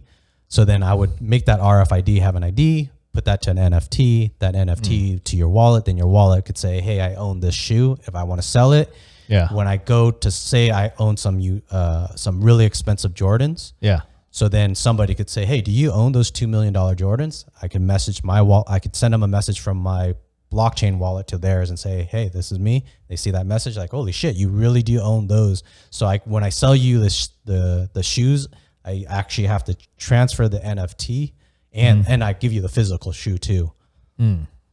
Okay. So and all that for a mere $50 gas price. Yeah. The gas fees on transacting cryptocurrency. I think the future of the world of that is it seems complicated, because then I'd have, like, say you wanted those Jordans and I have the Jordans, I had to transfer your ownership. But for people for someone that owns that $2 million, it's probably, to them, they really want to know that they own that shoe and they actually have the title or the ownership of that shoe, so that later on they could sell it for potentially whatever price that goes at. 2.2 million. Because if they don't own that, if someone steals those shoes, hopefully in a world that accepts that blockchain, someone stole my shoes, and they try to sell it, they're like, they can't send a message from that wallet saying they own it. So who would want to buy $2 million shoes if they don't have the rights to it? But remember, these things used to be this big, right? The mobile phone used to be this big. Yeah. And you would carry on that battery pack and be like, hello, I'm cool because I got a mobile phone that weighs 20 pounds. Yeah. Right. And then now it's this. And so it's going to, that's the great thing about technology, right? It's constantly improving. But we want people that improve it in a good way, right? We see lots of these, excuse me. We see a lot of these movies about how technology is used negatively, right? And that's where the humanities of what we do. It's the Jeff Goldblum quote of, oh, I know they could do this, but should they have done this, right? They never asked the question of, should we have done this, right? From Jurassic Park. Yeah. I'm sorry. We need dinosaur NFTs. Yes. To make sure it's your Tyrannosaurus. We could have made Jurassic Park 3 and 4 and 5, but we did do it, but should we have done that? That was the question. All right, next question. What's the biggest problem for humans? What do we do to fix it? Education. I'm just kidding. I think education is the solution. I think the issue is I call it the 2-word, this instant. Because of technology, everything has become this instant now. Everything needs to arrive now. And this goes back to what I was alluding to earlier. We forget that it's a process. We forget that process is not a beginning and an end, but a cyclical process. It's ever going, it's ever changing with the times. We're going to learn from it. We're going to laugh from it. We're going to cry from it. And it's not just this instant. The problem isn't going to be solved this instant. The issue can't be solved this instant. Oh, geez, so what is your solution for this? Oh, that's not going to work. But no, it's not going to work this instant, because education, like I said, it's not a switch that if we flick this switch, then everything else perfectly falls into place. That's the issue that I think a lot of people sees, problems and solutions. Oh, your solution's not going to work because I'm going to give you a counterexample why it doesn't work. I don't know every single counterexample. What I know is I'm sufficient enough to solve the next problem when it comes to it, but I know what the destination should look like. The other problem with this instant is, we say that there's no I in team. There's lots of I's in this instant. We've become this society of me again, right? What's in it for me? What's my percentage for doing this, right? And I feel like this instant is problematic because it brings it back to me when we need to think of everything as a group again. We used to say it takes a village to raise a kid. Now we need to say it takes a whole world to raise a kid now, because we don't know who this kid is watching on YouTube. That person could be miles away in Russia, and we need that person to be in this village that we used to be able to have, and everybody had the same principle and the same ideology, and everybody is at least on the same message, right? But now we need to realize that there's somebody far, far away giving messages to our kids, but we want to trust them to be able to do that. And we can't. We don't have that trust because it's all going back to me. What's in it for me? Well, Emma gets 3%. Why can't I get 3%? Right? Yeah. And so I feel like education can be the silver bullet, but we need to understand that it's not a one-time fix. Oh, we tried it. We tried this in this city. We tried this in Azusa and didn't work. Okay. Does that mean that it forever won't work? Does that mean we can't, fix it? Right? Oh, Doge won't work because there's no use for it. There's no use for it now. Does that mean it'll forever not have use to it? I mean, there's still people working on it, and they're gonna try to find uses for it, right? So I think we've gone back to, again, everything being tangible, right? We go to investors saying this is what's gonna happen. You're gonna get 6% ROI, but education can't say that, right? We can't say if you take 12 years of primary education, you will get this. I can't. Every student learns differently. Einstein didn't learn how to read until much later in life than the other kids, right? And so how do you promise this? I know we're in a society where we need to do that because it makes people feel like, oh, okay, this is what I'm getting. But I think we need to get away from that. We need to look at things in long term and say, how do you define that climate change has worked, right? The summers are still super hot. Okay, well, we need to look at everything in long term effects and how do you quantify that? I'm not smart enough to answer that question, but I do know that that's what we need to lead up to, is stop quantifying everything. And if next quarter you didn't hit the target, it means you failed. Yeah. Right? No, I think it's a very smart thing to kind of key in on is you have identified it down to 2 words. It's this instant. Yeah, it's a great perspective to see that as a problem. Thank you. I hope that makes it to the video. That's the highlight video. Yeah. That's the only thing of worth that you said, Chief. Next question. What's your favorite food or dish? Right now. Oh, it's two. It's two. One of them is sushi.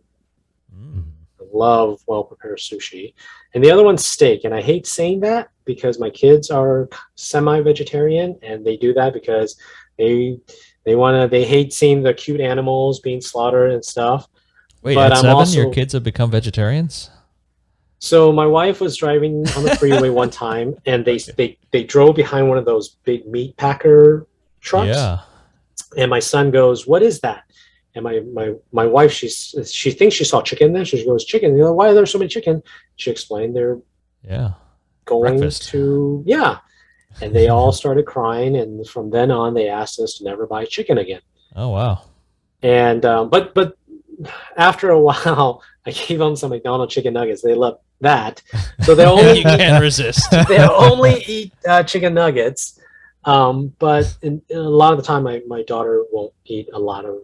She won't eat any red meat. She'll eat chicken nuggets and some chicken breast sometimes, but for the most part, she doesn't eat meat. And again, my wife's very eco-friendly, and she understands that, and she's a animal lover, and so we try not to eat a lot of meat. But Yeah. I can't turn away from a good steak, man. Yes. And I saw a Netflix documentary, and even the chefs are saying steak is going to become beef is. I mean, it is already a commodity, right? And so you got to enjoy your steak where you can. So I love me a good steak when I can get it. Nice. Those are my two favorite dish, I would say, at the moment. Yes. Oh, Korean barbecue. So Korean barbecue. There you go. Another one. Steaks usually in my top 5, if not my top 2. But then I think recently with my changing, so it's steak and red wine is actually my favorite dish. But something that changing my taste buds or whatever. Wine and steak don't do this fusion that used to happen. I don't know if taste buds, if they change. I don't know exactly what it is, but anyways, it doesn't do that. The that $2 fusion. chucks at Trader Joe's isn't doing it for you? No. There's a it's a specific red wine and steak. Whatever they do, it's this amazing thing that puckers up my lips and my cheeks. And pairing. The pairing is just amazing. It's not so much the pairing causes something in my tongue to like pucker up, so it's amazing. But anyway, so I'm gonna take that. I think I'm gonna take that off, and I'll say really awesome barbecue beef ribs are maybe would be my number 2 or my number 1. Can I add a quick thing? Don't ask that question right around lunchtime, or make that your last question, because it's making me super hungry. It's actually the second to last question. So the next one is the last question. Shout out 2 friends that you think should do this podcast. Dennis Miller, he's an amazing gentleman who used to work for Sony. He was the guy that I was talking about. He started a video game tester, and he's a big toy collector. Oh. And so because he, by the way, this is not the same Dennis Miller you all know if you know who he is. He used to be, not the or Dennis NFL Miller is a broadcaster? comedian. But my friend is it's same name but different person. Yeah. But he's a big toy collector and loves toys, and he does toy photography now. And this is what I'm talking about. Like he paid his bills and all that, but it just absolutely hate it.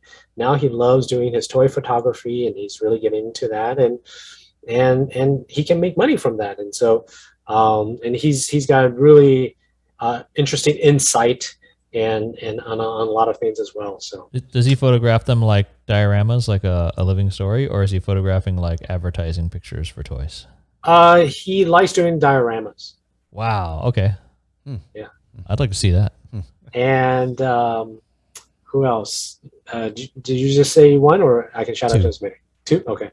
I would say Ben Ye.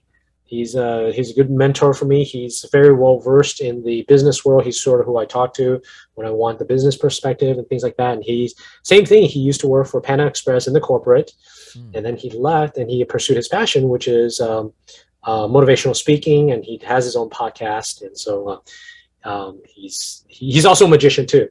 So so we get together and do our sessions, and so Nice. Awesome. Cool. All right. Chi, thank you so much for spending this time with us. Do you happen wait, has to it have been 3 hours? My goodness. Yeah. Do you happen to have a cup to right on cheers the for money. the end or a drink? I do. Great talking to you, Chi. Thanks for Chi, Thank you for having me. sharing. That was the a lot of fun. Cheers. Cheers.